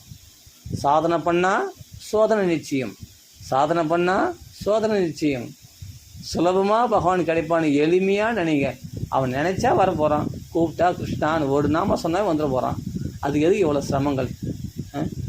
இவ்வளோ நாம சொன்னால் தான் பகவான் வருவான்னா அவ்வளோ நாம சொன்னால் தான் பகவான் வருவான். ஒரு நாம கிருஷ்ணான்னு அப்படி பிரேமையோடு கனி கிருஷ்ணா என்னை பார்க்க மாட்டியாடா, ஏண்டா நீங்களாம் பெரிய மகாலட்சுமி மட்டும்தான் கிடைப்பியா, அப்படியேப்பட்ட பணக்காட்சிக்கு மட்டும்தான் நீ கிடைப்பியா, எனக்கெல்லாம் நீ கிடைக்க மாட்டியா கிருஷ்ணா, நான் ஏழைப்பட்டவிடா, நான் ஏழைப்பட்டேன் கிருஷ்ணா, என் வீட்டுக்கு தான் வருவியா கிருஷ்ணா, நீ விதர வீட்டுக்கு அப்படியேப்பட்ட பௌரவேந்திர கிரகம் ஹித்வா, அப்படிப்பட்ட பௌரவேந்திரனாகிய அந்த கௌரவேந்திரனாகிய துரியோதனன் கையை பிடிச்சி இழுக்கிறான், வா நம்ம வீட்டுக்குன்னு. அவனை கையை உதறி தள்ளிட்டு சுதந்திரமாக விதர வீட்டுக்குள்ளே போய் நீ அந்த மாவை பகவான் அவன் கொடுத்த வாழைப்பழ தோல் எடுத்து நீ சாப்பிட்டே கிருஷ்ணா. அந்த பக்தி, அந்த சுதந்திரமாக அந்த ஏழை வீட்டுக்கு நீ போய் அந்த குடிசையில் விதர வீட்டு குடிசையில் போய் நீ அந்த கஞ்சி குடிச்சு மாவை சாப்பிட்டி, அந்த பக்திக்கு தானே நீ கட்டுப்படுற பகவான். அவ்வளோ பேர் ராஜோபச்சாரங்களோட வடை பாயசத்தோட சாப்பாடு ரெடி பண்ணிக்கிற துரியோதன வீட்டை திரும்பியே பார்க்கலையே கிருஷ்ணா நீ. அப்படியேப்பட்ட பௌரவேந்திர கிரகம் கொடுத்தோம். அப்படியேப்பட்ட பணக்காரன் தூக்கி துச்சமாக எரிஞ்சிட்டு, துச்சாதனத்துக்கு துரியோதனை துச்சமாக எரிஞ்சிட்டு அந்த விதரர் கொடுத்த அந்த கஞ்சியை அமிர்தமாக நீ குடிச்சே கிருஷ்ணா. மாமான்னு உறவு வேற கொண்டாடுறான் பகவான். அவர் எந்த மாமா? திருதராஷ்டனுக்கு தம்பி, அதனால் மாமா. பாண்டுமாரே தம்பி, அதனால் மாமா. அந்த உறவு முறையோடு இப்போ வளர்கிறானா. நானும் ஒரு சூத்திரஸ்தினுடைய பிள்ளை, என்னை போய் மாமான்னு உறவு கொண்டாரு. அப்படிலாம் இல்லை மாமா, நீ என் மாமா, எங்கள் அத்தை அப்படின்னு சொல்லிட்டு விதரர் மடி மேலே அந்த அத்தை மடியில் படுத்துன்னு விதரர் பாத பூஜை பண்ணுறார். அங்கே ஆஸ்வாசப்படுத்திட்டு அங்கே தூங்கி எடுத்துட்டு ரிலாக்ஸாக அப்போ தூத்து செல்கிறானா. பகவான் இப்படிலாம் அந்த உத்தியோகபுரத்தில் வருது பாருங்க மகாபாரத்தில். அந்த விதரர் வீட்டில் போய் சல்லாபம் பண்ணுறான் பகவான். இதுதாங்க அந்த ஆனந்தம். பக்தர்களிடத்தில் பகவான் பற்று கொண்டவன், மற்றவருக்கு அரியவன், பக்தர்களுக்கு எளியவன். இதுதாங்க. எளிமையாக பக்தி பண்ணுங்கள், சுலபமாக பக்தி பண்ணுங்கள், உங்களுக்கே பகவான் சொந்தங்க. கிருஷ்ணன் உங்களுக்கு சொந்தமானவன். நீ அழுக்கடைந்த உடலோட நீ குளிகளையோ கட்டி பிடிச்சிக்க கிருஷ்ணனை போய். ரொம்ப பிடிக்கும். பாண்டுரங்கனை அப்படி தான் கட்டி பிடிச்சிப்பாங்க. எல்லாருக்கும் கிருஷ்ணனை எல்லாருக்கும் ஒத்துருவாங்க. சொல்லப்போனால் பகவான் சுத்தம் இல்லாமல் இருந்தால் தான் ரொம்ப பிடிக்கும். மனசு சுத்தமாக இருந்தால் பகவான் பார்க்குறானா. இந்த வெளிப்புறமான சுத்தத்தை பகவான் பார்க்குறதே இல்லையா தெரியுமா? பாகவதம் படிக்கணும்னா என்ன தகுதினா குளிச்சுட்டு இருக்கணும், சுத்தமாக இருக்கணும், அப்படிலாம் தேவையில்லை. மனசு கிருஷ்ணா அவன் பாகவதம் படிக்கிற ஆசையாக இருந்தான். உனக்கு தானே பாகவதம் வாடா, உனக்கு இல்லாது தான். பிராமணர்கள்லாம் படிக்கக்கூடிய ஸ்லோகங்கள் இதெல்லாம் அடப்படா உனக்கு நான் ஈஸியாக புரிய வைக்கிறவா. பிராமணர் படிக்கக்கூடியதான். அதில் பெரிய பண்டிட்டு தான், பெரிய பண்டிட்லாம் இருக்காங்க. அதுக்கு கிளாஸ்லாம் போகிறாங்க, பாகவத சான்ஸ்கிரிட்லாம் கற்றுக்கிறதுக்கு தெரியுமா? அப்படிப்பட்ட பண்டிட்டுங்களுக்கு தானே நீ கிடைப்பேன். அப்படி தான் கிடையாது, உனக்கு கிடைப்பேன். உனக்கு என்ன எது புரியல உனக்கு சொல்லு பார்க்கலாம். எந்த கட்டம் புரியல நான் புரிய வைக்கிறேன், வா அழகாக படித்து அனுபவி அப்படின்னு சொல்லிட்டு பகவான் பார்த்தா லட்டு லட்டாக இருக்குது ஸ்லோகம். எங்களுக்கு பார்த்தா படிக்கிறதுக்கு அப்படியே ஆனந்தமாக இருக்குது, கண்ணில் கண்ணீர் வந்துடுது படிக்கும்போதே. இதெல்லாம் புரியாத பாஷையாச்சடா, இதில் போய் கண்ணில் கண்ணீர் வர அளவுக்கு உருகிற அளவுக்கு புரிய வைக்கிறான்னா அவனுடைய கருணையை நம்ம என்னன்னு சொல்கிறது பார்க்கலாம். யோசிச்சு பாருங்கள், உருகிற அளவுக்கு பகவான் புரிய வைக்கிறான்னா இதுதான் கிருஷ்ணனுடைய அனுகிரகம். அந்த பக்திக்கு தானே பகவான் வசப்படுறான். அந்த எளிமையான பக்தி பண்ணுங்க, பகவான் சுலபம்னு நினைக்கிறவங்களுக்கு சுலபங்க. அவன் இப்படிலாம் பண்ணால் தான் பகவான் கிடைப்பான்னா அப்படி தான் அவங்கள போட்டு வாட்டி எடுப்போம். அதனால் கிளேசா அதிகதரஸ்தேஷாம், வெறும் ஃபிலாசபி மட்டும் பேசுகிறவங்களுக்கு பகவான் நிறைய கிளேசங்களை கொடுப்பான், நிறைய துன்பங்களை கொடுப்பான். புரியுதுங்களா? எளிமையாக பக்தி பண்ணுறவங்களுக்கு முழுமையான யோகக்ஷேமம் பகாமியகம், முழு பாதுகாப்பு கொடுப்பான் பகவான். பாதுகாப்பு வேண்டுமா, கிளேசங்கள் வேண்டுமா? பாதுகாப்பு மட்டுமே வேண்டும்னா கிருஷ்ண குணானுபவங்களில் ரமித்து ஆனந்தமாக அனுபவிங்க. இதுதான் அடியேன்னு சொல்கிறதுக்கு. இதை சொல்லணும்னு தோணுச்சு. எளிமையான பக்தியை கடைப்பிடிங்க. கடினமான ஃபிலாசபிலாம் வேண்டாம், கடினமான சாதனைகளும் வேண்டாம். எளிமையான பக்தி பண்ணுங்க. அங்கே இங்கே ஓட வேண்டாம், நம்மளால் முடியாதுங்க. நம்ம உடம்புல ரத்தம் இருக்குன்றதுனால நம்ம என்ன வேணால் செய்யலாமா? சாரத்தை கிரகிக்க வேண்டாமா? பூரினி பூரி கர்மாணி ஸ்ரோதவ்யானி விபாகஷா அதசாதோ அத்த எத்சாரம் சமுத்திருத்திய மனுஷா. பூரினி பூரி கர்மாணி, நிறைய கர்மாக்களை செய்யாதீங்க, நிறைய சாதனானுஷ்டானங்கள் பண்ணாதீங்க, அதுக்கெல்லாம் அவகாசம் இல்லை. அதை சாதோ அத்த எத் சாரம் சமுத்திருத்திய மனுஷையா, அதில் சாரமான விஷயத்து எதுவோ அந்த கிருஷ்ண குணானுபவம் கதாசிரவணமும் நாம சங்கீதம் சாரமானது. அதை நீங்கள் கடைப்பிடிச்சு அதில் கிருஷ்ண பக்தியை வளர்த்துங்களேன். ஏன் உங்களுக்கு சுலபமான வழின்னா உங்களுக்கு பிடிக்கலையா? நிறைய பேர் என்ன கஷ்டமாக இருந்தால் தான் வசத்தின்னு நினைக்கிறாங்க, சுலபமாக இருந்தால் அது என்ன, அது சாதாரண விஷயம். தோபது கோயில், அது என்ன ஒரு கோயிலா, அது என்ன, அது ஏழப்பட்ட கோயில், நம்ம பணக்கார கோயில் தான் போகணும். என்ன இது, வந்தவங்க ஜனம் நிறைய வருது, அதெல்லாம் பார்க்காதீங்க. உண்மையான பக்தி எளிமையாக இருக்குதா அதை பாருங்கள். கிருஷ்ண பக்தி இங்கே மிளருதா, கிருஷ்ண குணங்களை எடுத்து சொல்கிறாங்களா, அந்த இடத்துல தேடி போங்க, அருமையாக அனுபவிங்க. கிருஷ்ண அனுபவத்தோடு வாங்க, கிருஷ்ண இருதயத்தோடு வாழுங்க. உங்களுக்கு எப்படி இருந்துருமே அந்த சௌக்கியம். நைட்டு பூரா கிருஷ்ணன் நினச்சின்னு, இது நல்லா இருக்குது, இது நல்லா இருக்குது, மேலும் மேலும் அந்த பாகவத்தை சுவைக்கணும் போல தோன்றது. அந்த அனுபவத்தில்னா உங்களுக்கு டிவி பார்க்க பிடிக்காது, சினிமா போட முடியல, என்ன கேளிக்கைகள் வீண் வார்த்தை யாருன்னா பேச வீட்டில் வந்தாங்கன்னா முதல்ல அவங்களுக்கு விரட்டி அடின்னு அவங்க எப்போ போவாங்கன்னு தோணும் அவங்களுக்கு. ஏன்னா இந்த டைமில் நான் பாகவதம் படிச்சுன்னு இருப்பேனே, கிருஷ்ண கதைகளை அப்படியே படித்து கண்ணில் கண்ணீர் விட்டுன்னு இருப்பேனே, இந்த அவகாசத்தை கெடுக்கிறாங்களே அப்படின்னு மற்றெல்லாம் டிஸ்டர்பன்ஸாக உங்களுக்கு தோணுமா? இந்த புத்தி எப்பாவது வந்திருக்கா நமக்கு? மற்ற ஃபிலாசபி மற்ற புஸ்தகம்லாம் படிக்கிறீங்களே, மற்ற பாகவத புஸ்தகம் படிக்கிறீங்களே, உங்களுக்கு இந்த நினைவு எப்பாவது வந்திருக்கா? இந்த சிம்டம்ஸ்லாம் உங்களுக்கு வந்திருக்கா? இந்த ஒரு பகவத் பக்திக்கு இடையூறாக எதையுமே சேர்க்கக்கூடாதுன்னு அப்படின்ற நினைவை கிருஷ்ணனையே தியானம் பண்ணுன்ற அந்த புத்தியானது இந்த டைரெக்டாக பாகவத்தில் சுவைக்கிறது இல்லாமல் வேறு எதுலேயும் வராது. ஆமாம், அதனால் நம்ம கிருஷ்ண பக்தியில் முழுமையாக முழு மனசோடு ஈடுபடுவோம். மனசு தான் முக்கியம், மற்ற வெளிப்புறமான சாதனைகள் ரெண்டாவது தான். அது சாதனை பண்ணக்கூடாது சொல்ல, அது ரெண்டாவதாக வச்சுங்க.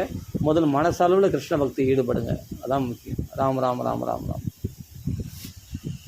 ராமர் வேற இல்லை, கிருஷ்ண வேற இல்லை, இந்த பேதங்கள்லாம் விட்டுடணும். அதுதான் கிருஷ்ணா ராமா ராம ராம ராம ராம. கோபிகா ஜீவனஸ்மரணம் கோவிந்தா கோவிந்தா.